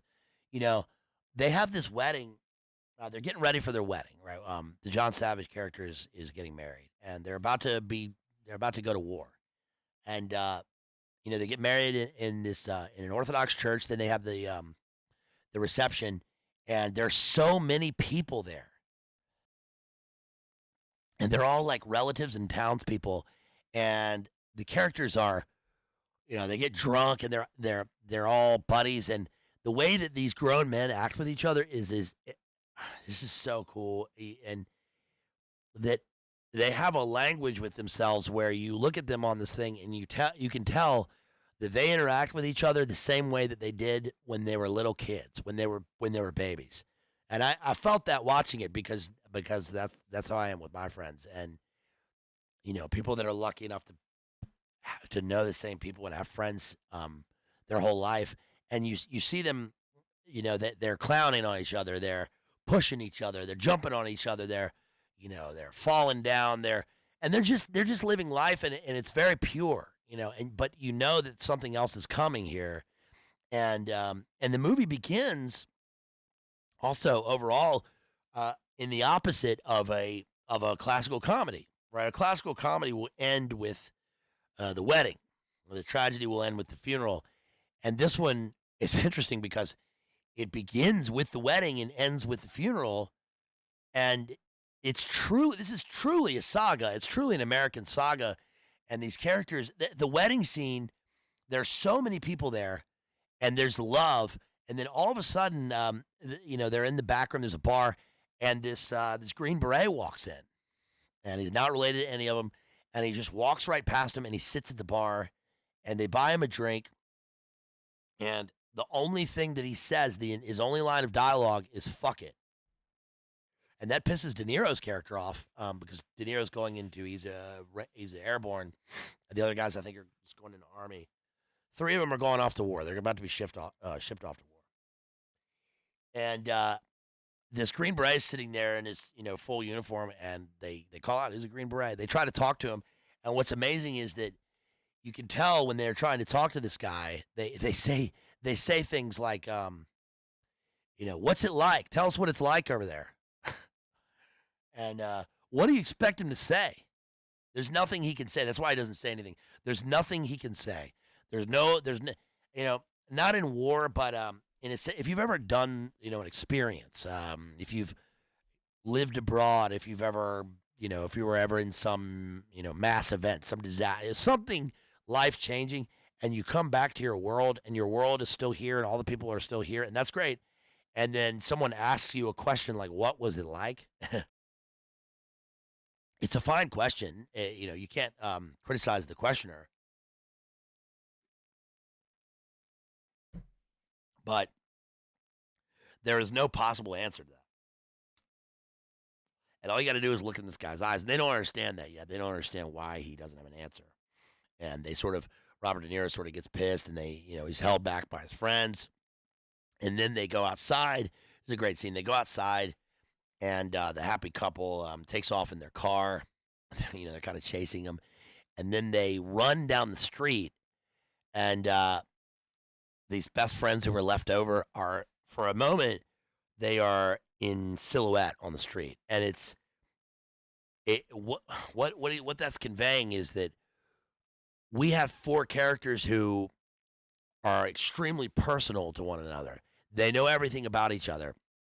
We've gotten to know them, but the foreshadowing is showing us that we're going to have characters who become anonymous in the sense of they are dehumanized by the enemy. They are going to be in war, walking. It's like when you're walking over the hill and you're in the moonlight. You're a target. They're going to be targets. They become shadow self. They're in shadow. They become shadow selves. They're going to lose their humanity. And yet, right now in this scene, they're walking through the streets of their steel town, and they just they don't worry about cars passing. They don't worry about traffic. They don't worry about anything except for being there together. And they love each other. This is true. Like, the movie is about the way that friends and family, the various levels of love, and it's amazing. It's very pure. I can't overstate how I think difficult this is to show in a movie, because especially with without having dialogue, like you usually use the words as a guide to know what the characters are thinking and doing and how they relate to each other, but you don't get that. You get a solid hour in this movie of very little discernible dialogue up until sort of when they go hunting, and yet it's it's the effect of it. We care more about these people than we would get from any scripted lines. And so at the end of that one scene when they're at night after the wedding, De Niro runs down the street, and you see him taking his clothes off, and he streaks through the town. And he's drunk. They're all drunk. They just got out of this wedding, and he and Christopher Walken end up at this, like, they just collapse on the ground. Christopher Walken comes up. He's got his clothes. He throws them on him. Come on. And De Niro has this line here about, what am I doing? And this is one of the important moments in the film. Christopher Walken turns to him and he says, don't leave me. If anything happens over there, don't leave me there. And De Niro turns to him and he says, I won't. Man, it's very powerful, dude. It's very, very powerful, because De Niro's character is Michael, and I think Christopher Walken is Nick. The other guy is Steven. These are Christian names. Michael is clearly the warrior of the group. He's strong, and yet in this moment, he's stripped himself of all of his clothes, which symbolizes his accoutrement, his worldly things, and he is laid bare. He's absolutely vulnerable in this moment. It's very weird. It's very weird in the movie. What's he doing? And it somehow also manages to be extremely wholesome. I don't know how they do that. Probably because it's at night and it's in shadow. But that when Christopher Walken asks him to not leave him there, and he says, "I won't," he responds, "You believe him. You believe that these characters will do anything for each other." And so after this, they go on a hunting trip, and they go up into the mountains. It looks like Switzerland. They're at the top of the world. When they get up there, Cazal is up there, and the other two characters, Axel and the guy who owns the bar. These are big, kind of fat guys up there, jolly people. But they're acting. It's very loose. They're not controlled. De Niro is in his hunting outfit, and he's got this thing about one shot when he goes hunting. He says one shot. It's just one shot. It's pure. It reduces him to pure predator prey relationship at one, eyeball to eyeball, worthy fucking adversary, right? And Cazal, who is waving around this pistol for most of the movie, which is foreshadowing something that the crux of the whole film, and he doesn't even know that. He says, "Where are my, where are my boots? Where are my socks? Can I borrow some boots?" And it becomes a point of conflict in the movie because De Niro is completely prepared. He's semper paratus. He's totally prepared. He's got his rifle in his hands with a scope. He's sitting on the hood of the car, and he tells him, "No, you can't borrow it. No means no." And this is great. This is a great movie. This is a great scene in the movie because it shows a group of men who are putting away childish things, and they are establishing boundaries. And this is really a lesson for males, especially in a group of people that It's very, very hard to set boundaries, especially with friends and family members, if your whole life it's been something different. But that becomes a necessary part of adulthood. We all know that. And it's especially hard to say no to people that you've always said yes to, that you've always protected, you've always looked after. But this is a teachable moment. And he's not even teaching Cazal here. He's teaching Christopher Walken. And he's telling him that you have to be prepared for what's going to come, and anything can happen. You have to be prepared. You have to rely on yourself to get out of a situation. And if you forgot your fucking boots, stop complaining about it. You're a grown man, right? And he says, every time you come up here, you forget something, right? Get with it. And he needs to hear that. Christopher Walken needs to hear it, even though he's not the guy who's lost his boots. The other guys are staying behind. They're not going to the war. And they stalk this stag, and we see that Robert De Niro, with his he's the one with he's a beard. He's the only one with a beard. He's a wiser character. He seems older. He's got it more together. He's looking after them. He's a warrior. And he's up there on this mountaintop with the mist behind him, again, the Caspar David Friedrich painting. And we know that there's something coming here. And, of course, the scene, the scene cuts, and we go to sleep, and we wake up in a new life. We wake up in a whole new life. And the new life, the new world that they've woken up into is, of course, the war. And we see De Niro with his eyes closed. He's in tiger stripes. He's got a bandana on his head, and there's a bunch of NVA around him who are dead. And we see a man in the black pajamas come out with an AK going through this town, and the town has the same sort of color palette as what we just saw back at home, but we're at a much lower level. We're in the valley here, and the first horrific scene is that this guy, this commie finds the not a foxhole, but he finds a hideaway, spider hole. He opens it up, and we see women and children inside who are scared, and he throws a grenade inside. And he murders this group of women and children. And De Niro is still looking from the grass. It's like he's dead and waking up into a new life. And then we see this woman come out holding her baby, and this guy turns and he blasts her. And when he does that, De Niro picks up a flamethrower, and it's the most striking image of the film, I think. And he's sort of sideways, and he torches this He torches this guy.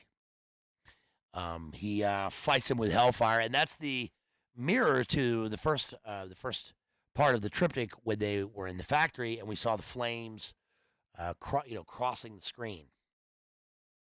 Except for that was a sort of volcanic, Tubal Cain moment, forging in the dark satanic mills in the Blakean sense with the river of lava. And now we've gone up into the world for the first, trip. We have a wedding. We rise all the way to the mountains, and now we're in the valley of the shadow of death in war and hellfire. And this part is very difficult to watch. So we see a Huey land, and John Savage and Christopher Walken jump out of the helicopter, and they come upon De Niro. And for a second, De Niro doesn't recognize him. because we don't know that they weren't all together. Now, of course, they don't put the brothers, together in the unit, but somehow they found each other in war. They're in olive drab. De Niro is in tiger stripes. I guess he's a airborne ranger, and he's all alone there. He's all alone, and that is, that we got that indicated from the first part of the movie when he said that he likes to hunt alone and he goes up into the mountains and he would be happy in the mountain, in the peaks, away from everyone, but he's still tightly knit with his family, and they are brought together. Well, then we see major force come out into the rice paddies or whatever, and then now we wake up and we are in the torture site, and this is what the movie's about. So they are being held in the hole, which is in the river, but they're in a bamboo cage. There are rats all over them, and there are people being brought up into the overworld, into this where these enemy guys are, the men in the black pajamas. Not Viet Cong. I guess they're NBA, not Viet Cong. And they're playing Russian roulette. That's what the movie's about. They're playing Russian roulette. They're playing with people's lives, and the enemy is dehumanized in the movie in another way. I mean, they none of their dialogue is translated. We don't know what they're saying. There's obviously a conflict between the English and the Viet language or whatever in these scenes, and we also see them a lot in shadow. So whenever we see our characters, we see them illuminated just on their faces, but we often see these other characters kind of in a kind of darkness, and that's fine. This is different from Saving Private Ryan, where the two sides. It's supposed to be an anti-war movie, but the other side is portrayed like mutants. There's no distinction between them. People often think in Saving Private Ryan that the guy who kills the guy with the bayonet in that horrible scene is the same one that they let go earlier in the film. That's not the same character. But they do look the same, and that's the purpose, right? Now, you do this, think about now. What bang the ting tong pound now, thing. Now, psh, now, psh. Slapping him,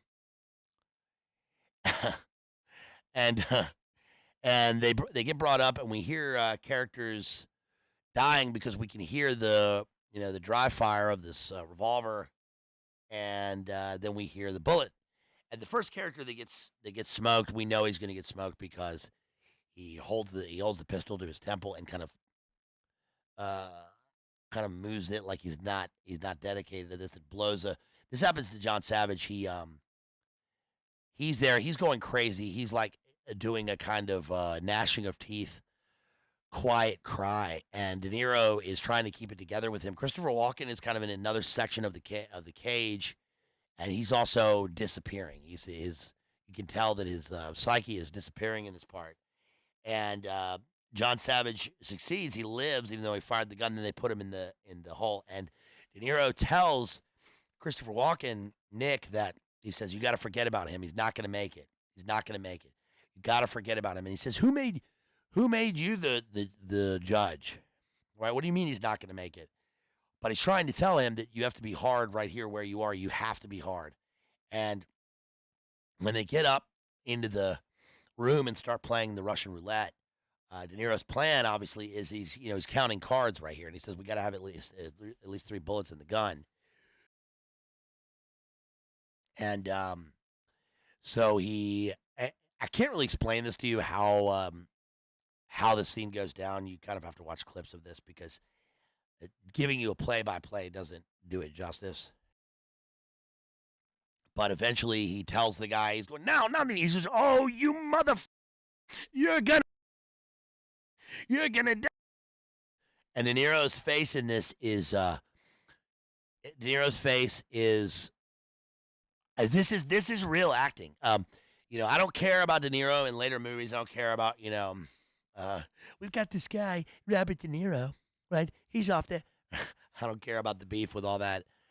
All I care about is this particular movie, and this is real acting. This is great. Everyone in this is top-notch, fantastic. By the way, if you want to support If you want to support, you can hit that super chat. You can hit the links in the video description. Let me add a couple links right here just in case you can add a question or comment about film, about literature. Whatever you want, whatever you please. I mean, you got the literary guy, got the book guy right here. So if you want to know anything about whatever, give me a shout out, ask me a question, leave a comment afterwards. I appreciate that too, and hit that like button. So, De Niro succeeds in smoking 8 guys or whatever in this thing, and he's a hero. And one of the ironies is that the people that he saves are so shattered by this thing. Christopher Walken, John Savage, they're so shattered they can't even give an account of his heroism, which is fine. He's not doing it for recognition, but he's a real lightning wielder here. He really does make war on the enemy, and he is a Michael character who saves these guys. And to get away, they actually do what I've said a bunch of times. When something goes down and you got to get away, just jump in the water, jump in the river, let it carry you down, jump in the ocean, right? And that's exactly what they do. They jump in the current, and they are hanging on to a felled tree, and they're sort of camouflaged against this tree trunk in the water. They've had their baptism of fire. Now they're having their water baptism, their river baptism, and they are hanging on to the tree of life right here, going down this river, and De Niro is doing everything he can to save them because they're going to drown if he lets them go. They're just totally out of it, and they actually get picked up by a helicopter. John Savage falls out, and De Niro falls with him. He goes with him to save him again. They wake up on the shore, and eventually they're saved, but they're split up. And we learn that John Savage, who's a fantastic actor, John Savage has disappeared. We don't know where he's gone. We find him later. I don't understand this in the movie. I don't understand how he ended up like Lieutenant Dan. What happened?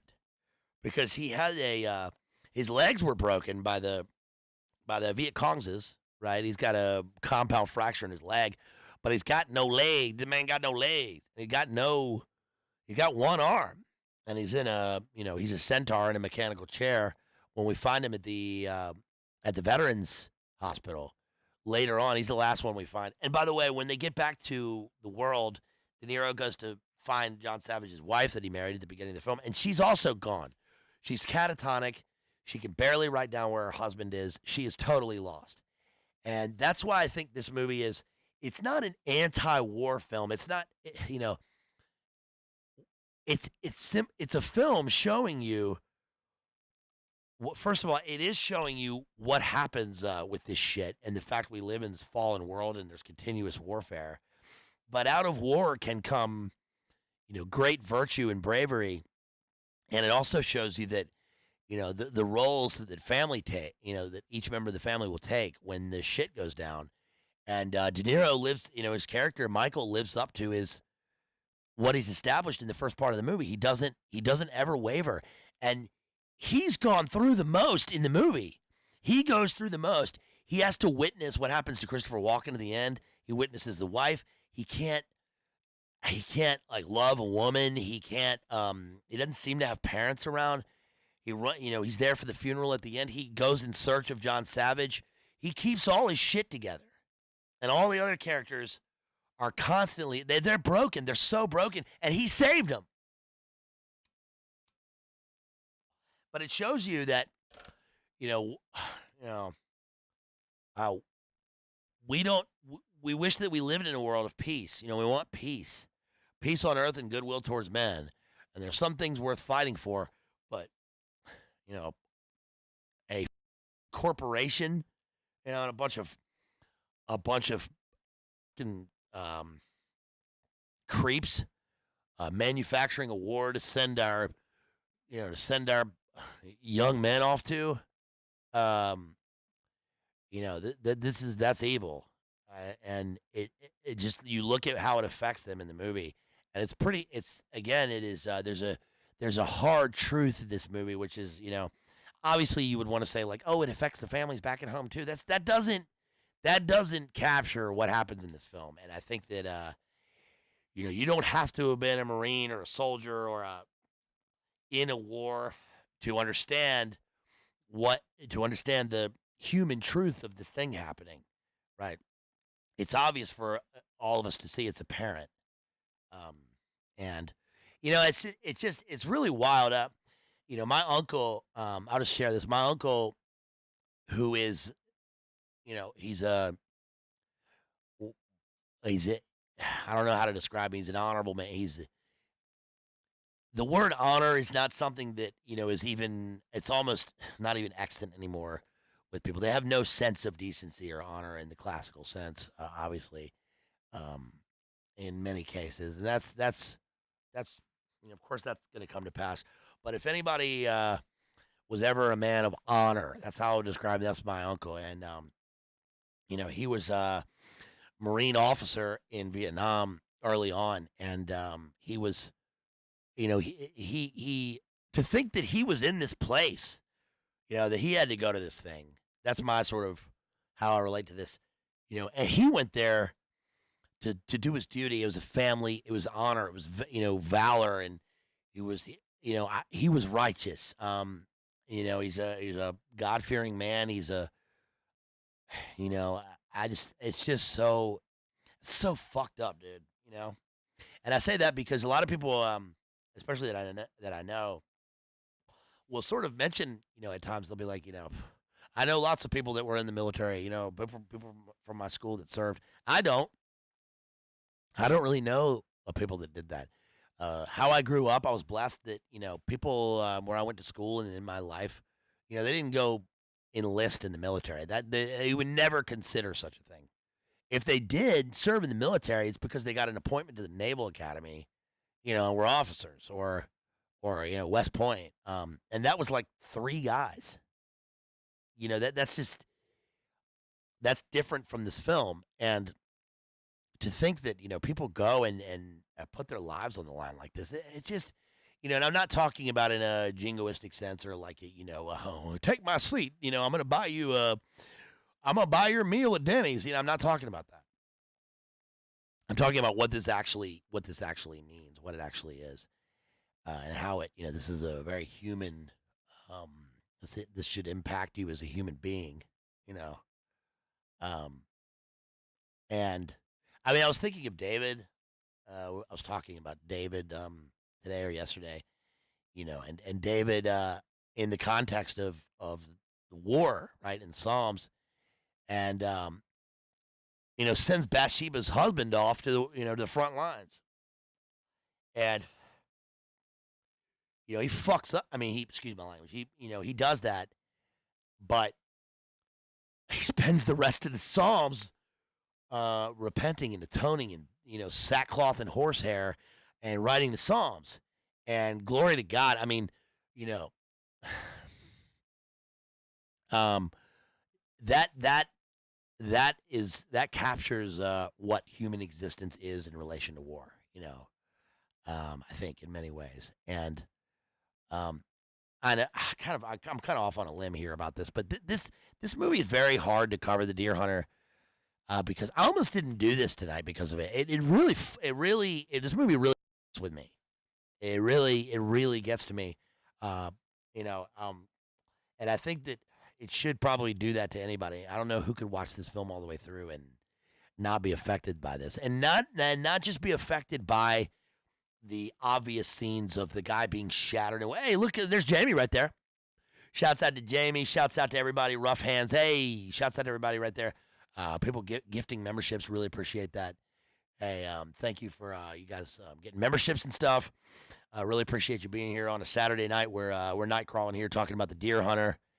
And man, this movie is sick, dude. It's really sick, and it's very difficult.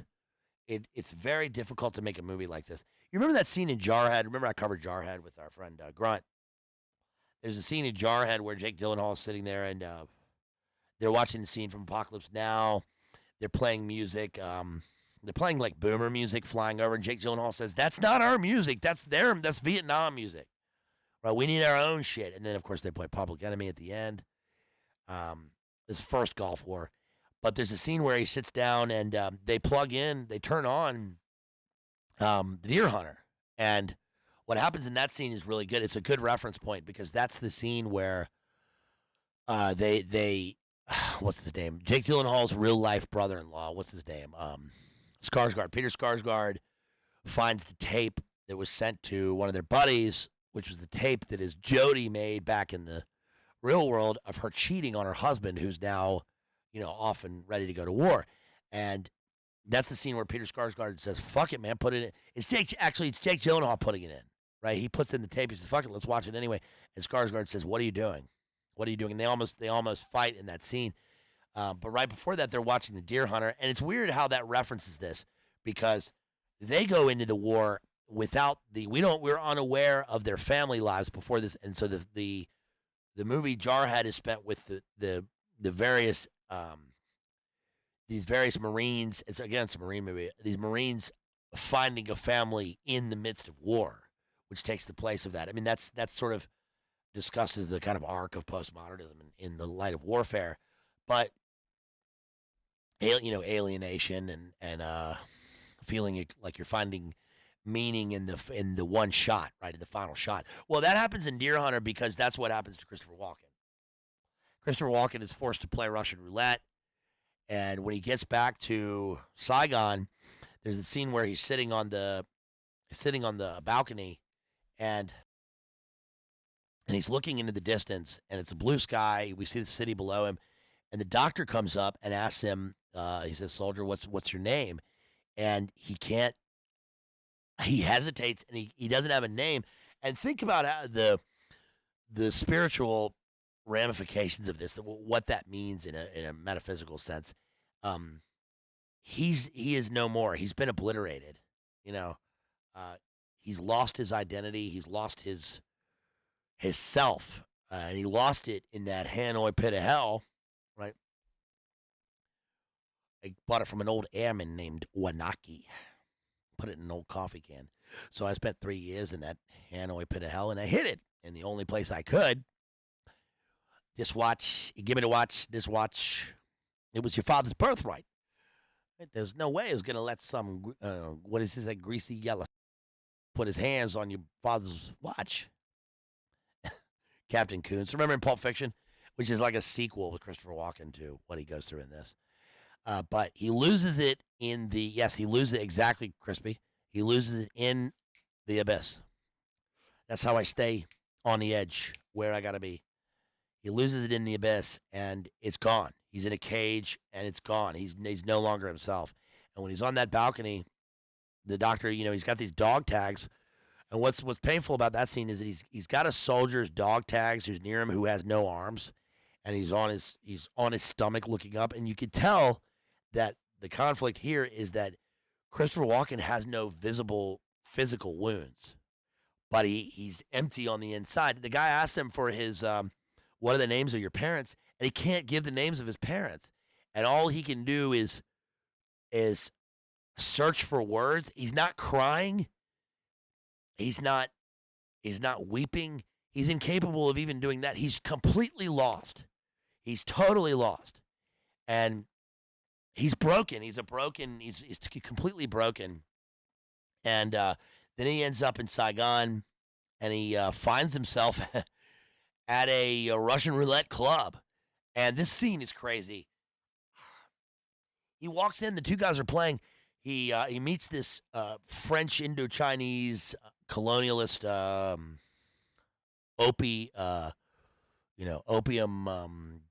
opium warlord or whatever.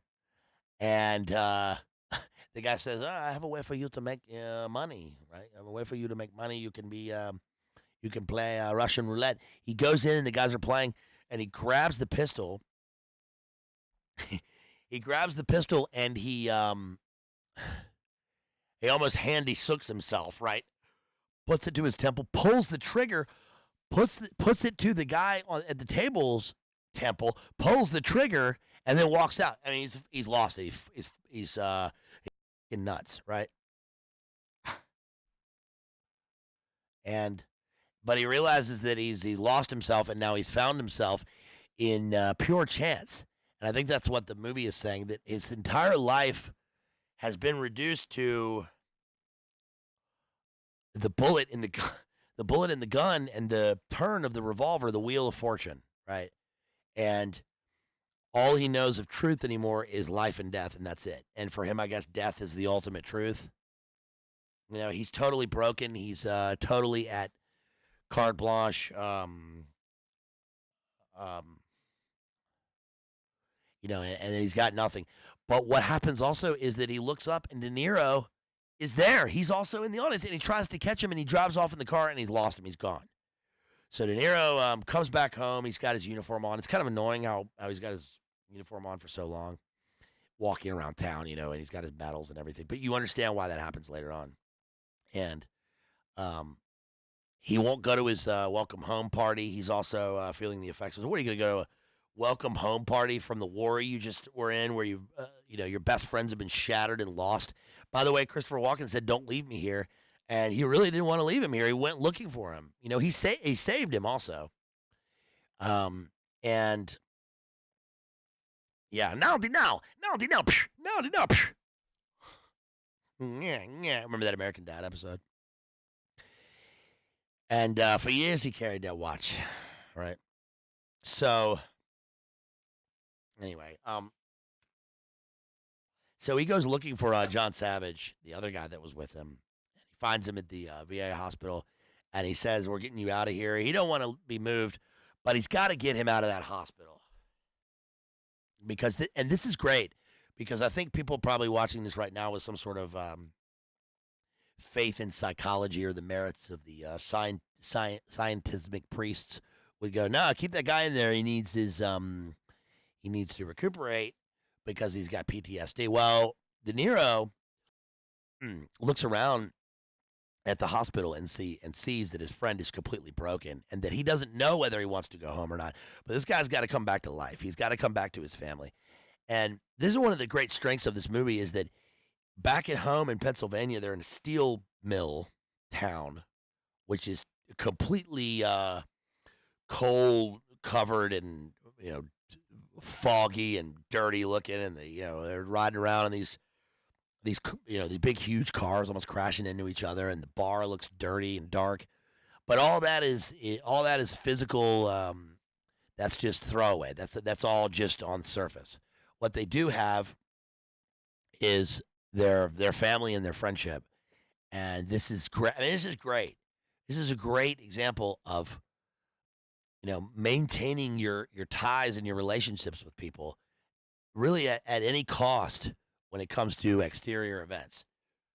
Because he could have walked out of the VA and said, "Yeah, I'm gonna let you go. You come back when you're ready." But he doesn't. He fights for him even there. Come back, come back to the world, right? And then he goes back to Vietnam, and he finds Christopher Walken, because Christopher Walken has been sending all this money to John Savage. He's like, where's he getting all this money? Well, he's obviously been very successful in his roulette playing. He's got the red sash on his head, and death and blood, and so he finds him there, and the final scene of the movie. Well, not the final scene. The final scene for Christopher Walken's is that he sits down at the table with him. He pays all this money so he can sit down at the table to play Russian roulette with his friend. That's the only way he's going to get to him.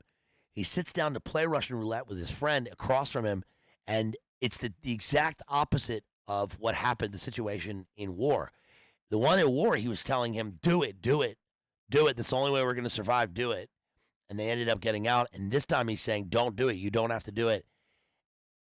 And Christopher Walken looks at me. I think he's got track marks all over his arms. He's been living on that, on that Viet pink tie heroin or whatever they had. That Frank Lucas, they had that Blue Magic. And he's got no recognition in his eyes. His face is skeletal. He's a totally different person. His eyes are empty.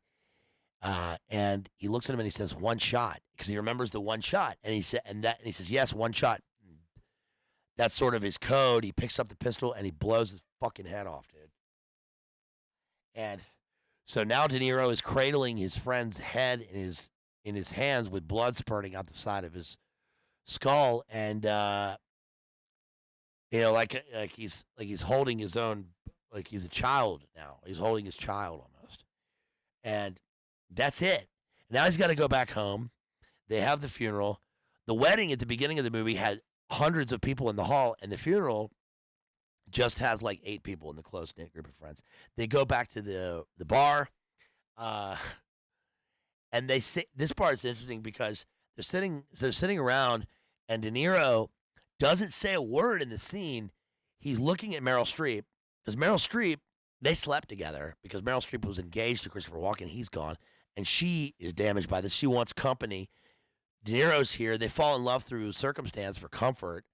Um, and it's not even they're in love at this point. De Niro is looking at her, and his eyes are his eyes are wet, but he's not crying, and he's looking at her long with this longing because he wants her to say something, and he wants to take care of her. But he can't say that, and he can't. This guy can't even talk. And then they start singing "God Bless America," and this scene is wild. This is really crazy. This could have gone horribly wrong, and in a way ruined the tone of the movie. But they managed to do it right, and here's how.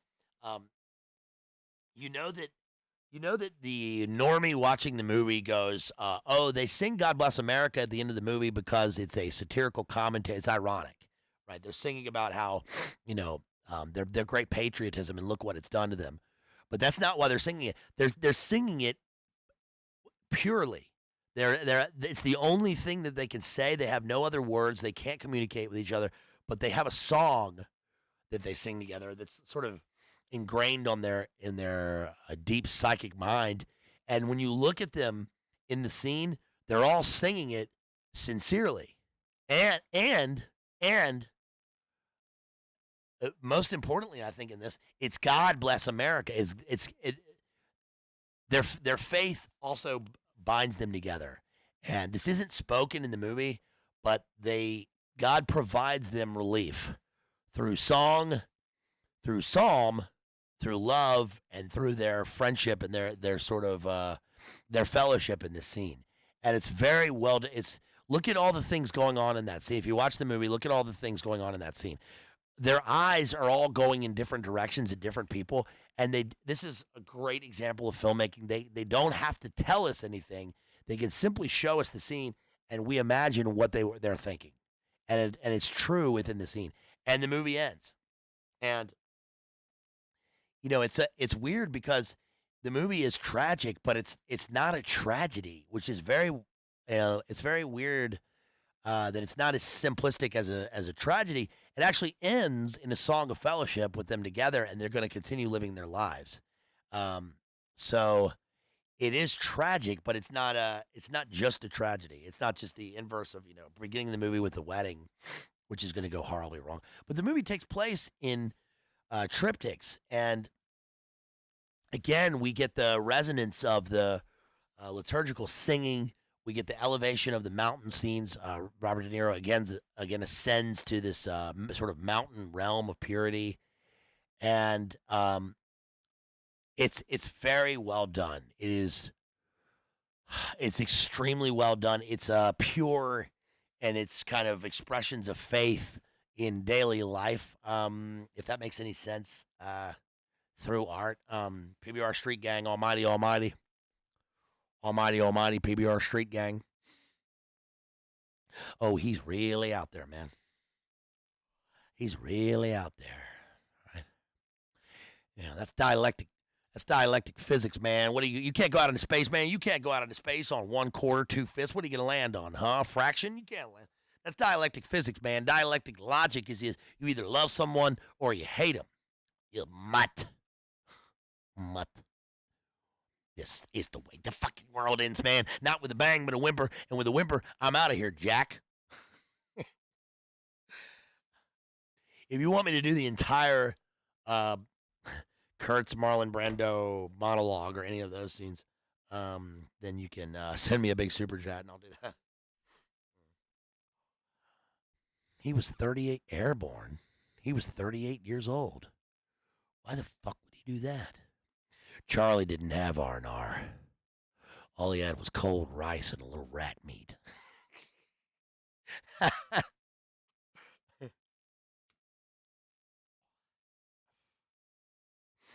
and so I'm above their lying petty morality. They train our young men to drop bombs on people, but they won't let them write the word fuck on their aeroplanes because it's obscene. Great scene, dude. That's a different movie. That's Apocalypse Now. Yeah, I can just do all the ones. You want to wait around here for 6 hours? I can pick up your helicopter and put it anywhere you like, young captain. 6-foot peak, ha! Fishing on R&R. Every man has his limits. I have them. You have them. Kurt's had his. And very obviously, he has gone insane. Yes, sir. Very much so, sir. Obviously insane. So, Pabst Blue Ribbon! Yeah. I'm not really a Dennis Hopper fan. I only like that movie. His role in that movie. So, yeah, that is The Deer Hunter, pretty much. And I think that The Short Timers is a fantastic read. And it's like the things they carried, I think, which if anybody else is looking for a good book about war, they should read that book. I think Bert, who sponsored the stream, also was at one point was asking me to do the book Street Without Joy, which I've read. I read that years ago. I don't have my dad has the copy of it, so I don't have it here. But the things they carried is a great book because you remember the one it's episodic, right? There's the one scene with the guy's girlfriend who comes to visit them in the at the McVie Saw complex and then turns into a Monarch Manchurian candidate MK Delta Sub Project 119 killer. That's a great book, dude. Let me look through Short Timers here again. I mean, this is in the canon. It's an amazing work by an author who really didn't write. I think he wrote one other thing after this. I'm not sure if he got credit on Full Metal Jacket for his contributing to the screenplay. Yeah. So what happens when Gunny gets she's Sergeant Gerheim in the book. When he gets shot by Leonard, of course, it says Leonard had missed. Then dark blood squirts from a little hole in Sergeant Gerheim's chest. The red blood blossoms into his white skivvy shirt like a beautiful flower. Sergeant Gerheim's bug eyes are focused upon the blood rose on his chest. Fascinated, he looks up at Leonard. He squints. Then he relaxes. The werewolf smile is frozen on his lips. That's incredible. It's an incredible scene. It's mirrored at the end of the text when the speaker talks about how he's together with his werewolf children, what he calls them. There's also a reference to the devil dogs, and they are, of course, the lust hog squad. But the red blood blossoming on his chest is amazing because, again, we always get these instances of characters venturing into psychopathic or psychotic territory in books, especially the sort of fictions-related works of fiction related to serial killers. Like, I think American Psycho is probably the most illustrative example of that, where we see these images tied in with blood, and it's amazing the wide range of there's a whole language associated with the way that blood works in these books. The sheet of blood, the towering blood, the blood mist, the scarlet mist, the red mist, seeing red. What blood flows through these veins? Do you hear them?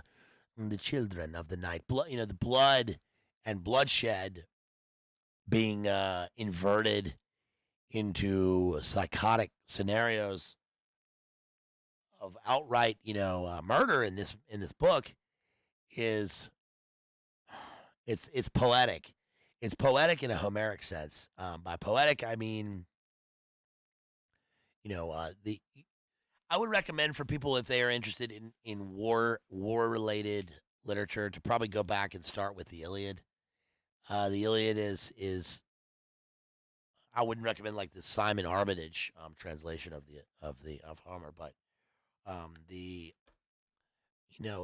the language of war in the Iliad, especially in the Iliad. The Iliad is superior to the Odyssey. They are two different sides of they are an epic. They give us the word Odyssey, right? Odysseus goes on this journey, but the journey to the war is much more lethally evocative than the Odyssey. The Odyssey in my mind is always kind of what I read in fourth grade about the pantheon, and stratagems, um, and Telemachus and the suitors, and finding the dog Argos at the gates of the city, at Ithaca, waiting for his master to return. That's beautiful, obviously, but the Iliad is so much more violent. So I would recommend that. I would also recommend. I think probably the best Vietnam literature would be again Yusef Kuminyaka's. But I mean, you don't have to read poetry, but if you read his book Dien Kai Dao, um, it is he accomplishes what verse is supposed to do, which is the maximum efficiency, the best words in the best order, juxtaposed against a blank real estate of a page, which is just absence. It's emptiness, and the words are chiseled onto the page out of blood, and they're absolutely truthful. So I would recommend that. I would recommend that book, or Neon Vernacular. So anyway, yeah. Let's see. Banhammer says that was difficult reading back at age 11. I wrote a I wrote a 20-page biography of Alexander the Great in first grade. It was assigned. We had to write a biography in social studies. I had Miss Jenkins, and went home, and my hero was Alexander the Great. And I researched it at the library, and I had a great book series on heroes. I've always loved Alexander the Great. Alexander the Great. I've got that's Alexander right there. And but I still have that, and it's one of my proudest accomplishments. 20 pages, first grade. Face it, everybody else whose heroes were like, fucking, I don't know who they wrote about. I can't imagine who my classmates wrote about. But I like to write about war. So, yeah. So, anyway, that is the Short Timers Full Metal Jacket, and the Deer Hunter. I should probably, commit some more time solely to Full Metal Jacket, maybe in terms of an analysis that deals with some of the other areas of the film. But we'll have to do that. We'll have to do that later. All the characters are fascinating. But one thing about Kubrick is that even with an ensemble cast like that, we don't. There's still a strong sense of alienation when you watch the movie, and you're supposed to be alienated because it conveys the sense that these characters were human beings. They're being reborn and molded as to kill, as he says, when they're going through their training, and that alienates them from the normal population. These are a different breed, and we sort of feel we get that, we live that as we go through their odyssey into being reborn into the baptism of fire of war. But the Joker character, I mean, I think there's too much made of the peace sign button in the movie. There's just too much made of it, and I think that there's not enough made of the fact that it's funny. It's a comedy. It's a comedy, right? It's a dark comedy, but it is a very funny movie. Were you born a pathetic fat body? a jelly donut? What? He goes, what is that? What in the fuck is that? That's my favorite scene because Gunny is, I mean, he's never seen a fat body in the core with a jelly donut, of all things. It's fucking funny, dude. I'm sorry for my language. I apologize to the affiliates. I will not do that again. So, anyway, see, you and Hanshaw should analyze the substance. It is so good. What's this? What does that say? Yeah, what's the substance? What is that? Tell me what the substance is. You will give your rifle. Yeah. Yeah. I have tried. I mean, the movie is ultimately quotable. Circle G. Oh, and thank you for the. Let's see. Circle G drops $5. I recently watched The Devil's Brigade. Awesome World War II true-ish story. If I had ever joined the military, my dad and I always talk about this.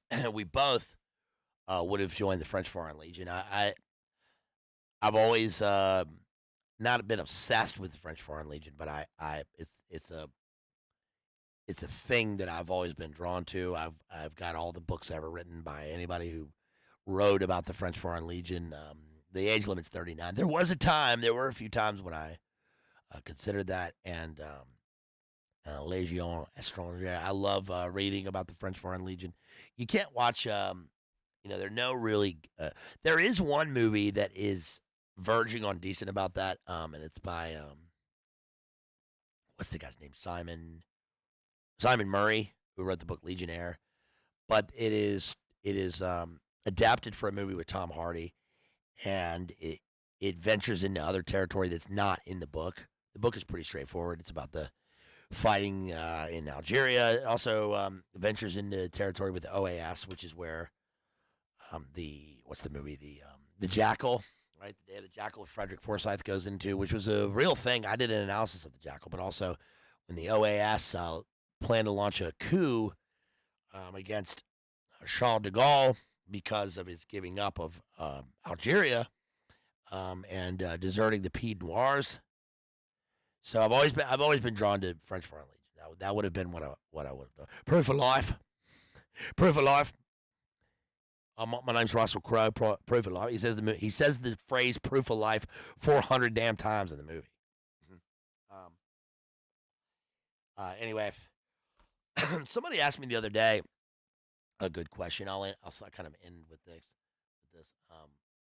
What would you rather have? Would you rather be remembered for who you are or for something you've done? A pretty simple question, but I think that's a good question to leave us with. Obviously, neither of those really matter. You want to, you want to live in faith. For Christ, the King of the universe. But that's the whole point of art. That's the whole, everything we analyze is asking, is trying to answer those questions. But if I'm going to answer the question, I would say, of course, for something I've done, and that it would be publishing my two books. That's my goal. That's my personal goal in life. I'll leave you with that. What's your personal goal? Now we're a motivational channel. So maybe consider that. Consider that and leave your answer in the chat. Expound. I'm interested if you want to share that. So you guys, I love you so much. Thank you for being here. It's been a minute here since I got on the stream. Of course, I've been with our friends. I'll be on there tomorrow with DPH for his birthday stream. September is great. Honestly, I'm like, I don't know if you can tell. I mean, look at my eyes. Like, you can't really see them on here, but like the dark circles, Benicio circles under my eyes. I'm completely burned out right now from work, from life. I'm totally burned out. I'm at the end of my rope. Pretty shredded. And I don't know how you guys are, but my way of doing things, this is probably oversharing, but my way of doing things tends to be, with work and with everything is giving 110% Utah all the way to the end of the line. It's my edge where I got to be all the way. And then what happens is there's a vacuum effect, where you have to recuperate with your batteries, and I'm at that point right now. I got vacation starting on Friday. Thank goodness. There's been a lot going on, good and bad, you know. So, you know, yeah, teetering on the abyss. Oh, I'm not teetering on the abyss. That's pretty dramatic. But I do think it's important as, adults, as grown ass people to come to terms with, who we are, how we are going to get through life, and to recognize, Winston Churchill of all people had that, metaphor about the black, was the black dog. He could see that old black dog coming, and those were the dark times. I think people, you don't have to have that, but we need to be. We live in dark times, already. Oh yeah, on Friday, I actually went to the news. I never go look at the news. I'm not on Twitter anymore. I went and looked at the news, and uh, I went to a normie site. I went to AP News just for shits and gigs for the lulz, and I could not believe it. I mean, our general impression of news in general is, general impression of news is that the doom scroll gives us the absolute worst. It's Nightcrawler territory. But this was on another level. I mean, I could not believe the the consistency in absolute darkness that I was reading in the news. It was the type of experience where they make movies about it. And they say, "Oh, these are the times that we're headed towards the fall of Rome," which I think are in general living in something analogous to that, right? Implosion from the inside plus the exterior sources. But man, you know, um, all that aside, we live in a beautiful world, right? I'm not trying to be inspirational at the end here, but I need this probably for myself. We live in a beautiful world. It's beautiful. It's beautiful. There's the thunder outside. There's the thunder. And it is beautiful all the time. And every second of creation is a miracle. And God knows every hair on our head. And, um, you know, hearing, just hearing life going on sometimes, or seeing, seeing, whatever, man, is, that's beautiful. And we got a long way to go, I think. And as bad as things can get wherever, you know, there's so much goodness. There's so much good stuff. So, my little sister right now is at a wedding. She's at a wedding of one of her friends, and she sent me a picture. And man, it was a beautiful picture. Her friend is the bride, and and that's beautiful. It's beautiful. I'm seeing a woman in a wedding dress getting married. That's love. And uh, when I get sent pictures from people, like with their, like people that, kids that I've taught who are now grown, way grown, and they send me pictures like with their kids, and I can't explain to you what that does to me, especially as an older person. I know I'm being very probably hypersensitive. I'm an artistic soul in the first place, but I look at the light in their eyes, and it makes me feel alive. It makes me cherish life. So I'll leave you with that, guys. I'm gonna leave you with some positive posting here, and you gotta love life, and go call your mom. Um, call your siblings, talk to your homeboys. When they call you, answer the phone. Answer the phone. Stop being a busy businesswoman with too much going on, sitting there on your ass, right? Oh, I can call him back later. Answer the phone. I'm yelling at you right now. When someone calls you and you get a call from a friend you haven't talked to and you see it pop up, answer the phone. It's just as important to call someone as it is to get the call and to answer it. When someone calls you, when your homeboy, that you haven't talked to in 2 years, calls you, answer the phone. All right? I mean, very rarely are you in a situation where you can't answer. All right? If I'm at work and I get a call from my friend, I'm answering the phone. If I'm in the middle of the most important conversation out there and I get the call, I'm answering the phone. Answer that phone.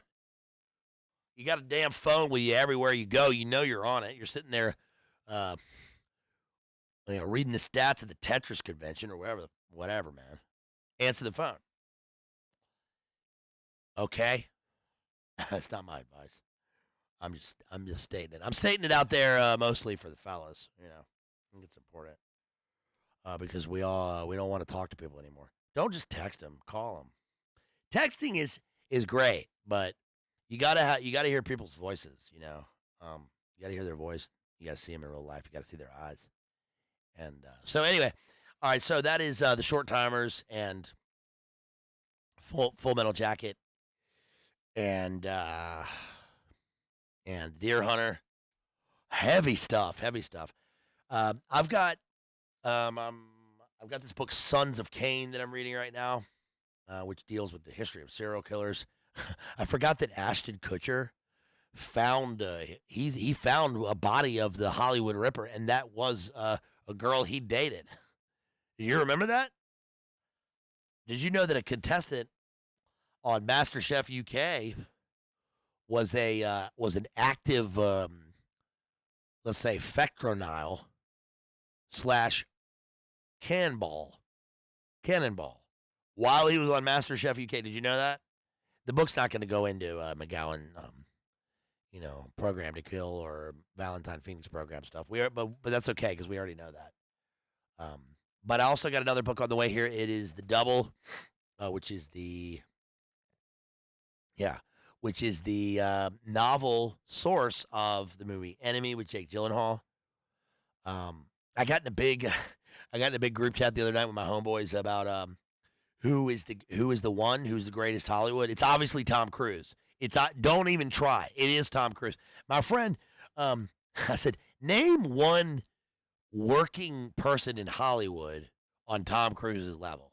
Name one, right? I'm not talking about actor. I'm not talking about just producer. I'm talking all encompassing, right? And he responded, Harrison Ford. Get the out of here.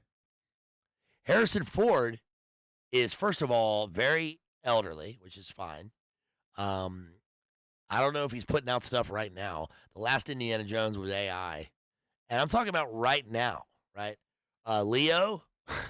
Man, Leo hadn't put out a movie in like 3 years or whatever, right? Denzel puts out stuff consistently, but that's, we know him from his acting roles. Brad Pitt has a role as a producer, right? Plan B, I think. Is that his thing? Plan Brad or whatever. He produces movies. But there's nobody other than Tom Cruise. There's not a young person. There's not an older person. It's just Tom Cruise. He's it. Name a young person doing anything in Hollywood that's important. I like Shia LaBeouf. I think Tom Hardy's good. But we need something new. And so give me some suggestions here, okay, in the comments afterwards. Dia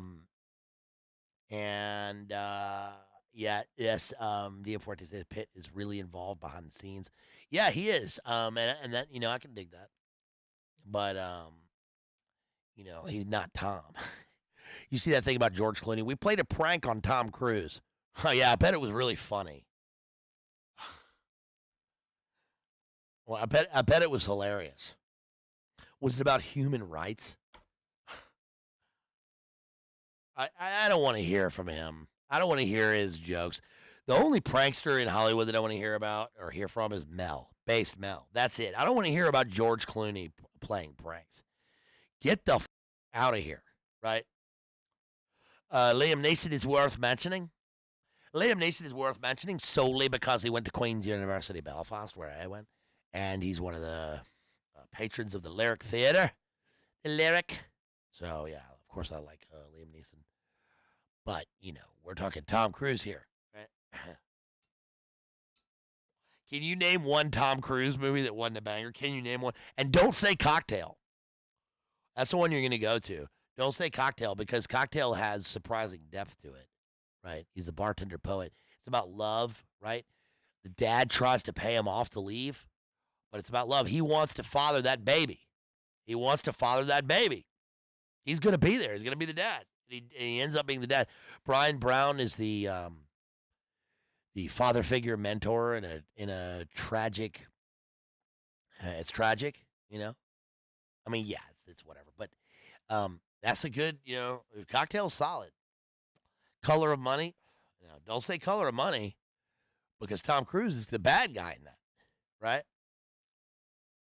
I mean, he's the bad guy. What else are you going to say? Are you going to say Rock of Ages? Guess what?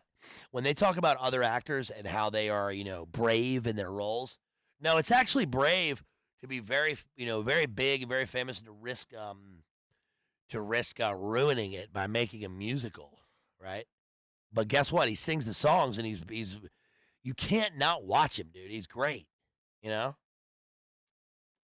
He's great. Magnolia and Vanilla Sky alone that's his acting. It's great. So Leo is every Leo movie. I mean, I like Leo. He's reliable in movies, but we got to get to a point where if we're talking about actors, like who cares? But if we're talking about actors, crying on screen that's not the sign of serious acting. That's level one. Okay, if you're an actor, you got to be able to cry on cue. Okay, that's it. You got to do that. That's easy. It's not crying. Okay, Kevin Costner cries in every movie. Richard Gere cries in every movie. Leo almost cries in every movie. I mean, that doesn't make them bad for doing that, but that's not what acting is. So anyway, that's about all I got. Let's see if we got some super chats here. I've been babbling away for you guys, but it's been a while since I've been on here. Let's look at the super chats again real quick. Thank you again. Can't get fools. Thank you for that. $5. Appreciate it. Hey, Jason gifted a membership. Thank you so much. Jason gifted 5 memberships. Jason, you are so awesome, dude. You are king. Circle G gifted said that $5 super chat. Really appreciate that. Let's see if we got anything else here. Any other support? Hey, there's a real John Connor. Who Jackie? Roseanne come home and she got a twin sister and she washing her big ass in the sink. Oh, well, she's already got a twin sister. Her name's Jackie. Who Jackie? What's the deal in this town? Y'all ain't got no stores with socks? Y'all ain't got no socks in this town. Remember Sinbad?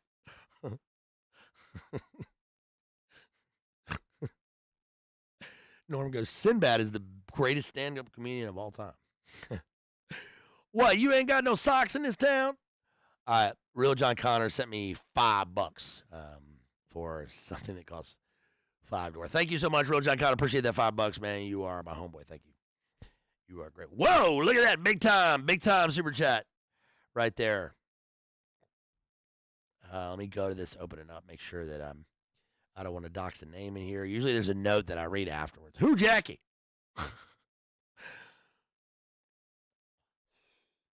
I'm not part of this. I'm not a part of this.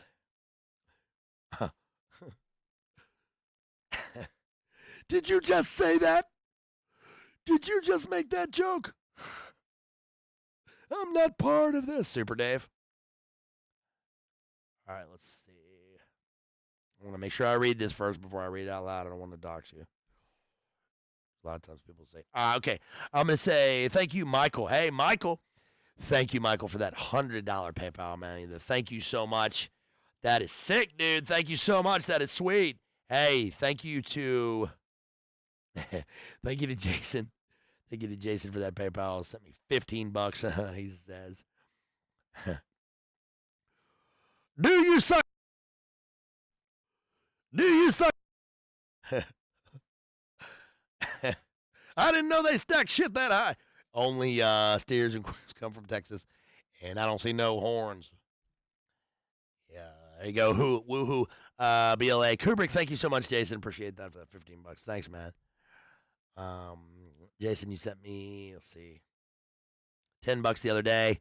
Shouts out to you. Thank you so much. You are the GOAT. You see, they brought out Oprah. They brought out the GOAT for the interview. She came from her Zena LeVay party. Whoa, look at that. Oh, hey, can't get fooled again. Sends $100 on Venmo. He says, here, this is for the sponsor stream and for all the great work you do. Let's see. No such thing as too sentimental. The wedding is my favorite part of the Deer Hunter. Happy birthday, Bazed. Hey, thank you so much, man. God bless you and love you and keep you. Hey, thanks, man. That means so much to me. Thank you for that, hundo. That's big time, dude. That's, are you strong enough? Yeah. Was it worth it? Yeah, it's worth it. You are strong enough. Thank you so much. I really appreciate that, man. That's so sick, dude. That's awesome. Hey, thank you also to Lyndon, who dropped $25 the other night for the Ninth Gate stream. Sick. Thank you for that, dude. I really appreciate that. That's so awesome. Man, I could keep going. Hey, yeah, and Adam dropped me that $50 the other night for that celebratory gift for the happy birthday. Thank you so much. That was a great birthday. Great birthday. Yeah, there's the real John Connor. Hey, also, Ethan dropped me $15 the other day, which came in just in time, man, because I had to get that McDee's meal for real. So thank you, Ethan, for that $15, man. Appreciate that. You are so awesome, dude. Thank you, man. Y'all are being very generous. Thank you so much, y'all. If you want to support, name in town, name in town, name in town, if you wish to opine. So remember when our man used to say that? We're doing live. We're doing live. I'll write it. We're doing live. Fucking thing sucks. And that'll do us. Bill O'Reilly used to say that. Hey, if you wish to support, you can do that through the links provided in the video description. You can do that in channel description. I will be again on tomorrow with DPH on his birthday stream, September 22nd. Great day. Of course, I lost my dog 2 years ago. She passed away, and tomorrow would have been her birthday. But it's I got a lot of loved ones born tomorrow, September 22nd. Great day. Hey, we're going strong into October here. I saw the dogwood tree in the yard. It's starting to turn. That's beautiful. Dogwood is, of course, the tree of the Commonwealth of Virginia. Very personal to me. So I look forward to the fall. Man, it's kind of cool tonight, but it's been hot. It's been hot and sweaty. It's been seriously sweaty here. So I look forward to it being a nice, cool fall sometime. What else? Ice on my wrist. She want to die lit. So that's about it, you guys. I'm going to go off and maybe watch some movies. Again, I'm going to read some books here. I will report back to you with some more book analyses. I'm also working on one for the memberships, which is new movies. I'm going to cover Blink Twice with Channing Tatum, also born in 1980. Elon says, my mom has a dogwood tree in her front yard. Yes, never let anything happen to that. Don't cut it down. The dogwood tree is an important sacred tree to me. It's the blossoms of a dogwood form a cross. So that's another sign of beauty we get every day. Hey, don't cut that down. This is a beautiful tree. And I'm gonna do Blink Twice and the movie Afraid, maybe Speak No Evil. I'm gonna cover those. If you want to see a spooky season themed movie analysis, right? Because we're there now. Then you can sponsor a stream through PayPal, Cash App, or Venmo. Give me a list of movies. I'll cover those. I'll probably get back to Lawrence of Arabia too. I need to do that, and I'll be back with Shakespeare also coming up. We've covered over half of the Shakespearean canon, so I'm gonna get back with some Shakespeare, and that's about it, you guys. I love y'all. Thank you very much for being here. Hey, go out there and party. Go out there and get litty. No, or stay home and play Skyrim or whatever you're doing. People ask me all the time in my life about Skyrim because I know enough about Skyrim from watching Nick Mullen that I sort of know the games, but I've never played them. I don't play any new games. But I like that. Sometimes I put on the Skyrim music just for background. Bela Lugosi's dead. Oh, snap, Jethro. Megalopolis next week. Nice. Dude, I'm so going. Definitely going to see that. I can't wait to see the new Nosferatu, of course. There are a couple good movies coming out. But we also need to look at movies that we haven't covered. I mean, covering The Ninth Gate with DPH was sick. I mean, that was sweet because I can't believe we haven't covered that yet. That was a real treat. Anyway, that's about it. I'm going to quit babbling, you guys. I love y'all. Thank you for being here. I'm going to leave us with Sting and to cut off his new album. Shouts out to all my friends out there, DPH, Jay and Jamie. Shouts out to Tristana out there. Rachel and Andy, love y'all. Jerry, Exposing Powerful Lies, Maddie, Mick, Jethro, of course, Jason, Kristen out there, Crystalline, everybody out there. And shouts out to my cousin Granville out there. I pray for you. Shouts out to my friend Taylor and all my friends and family. Love you guys. I like to add those at the end. Here's Sting and a cut off his new album. Take it away.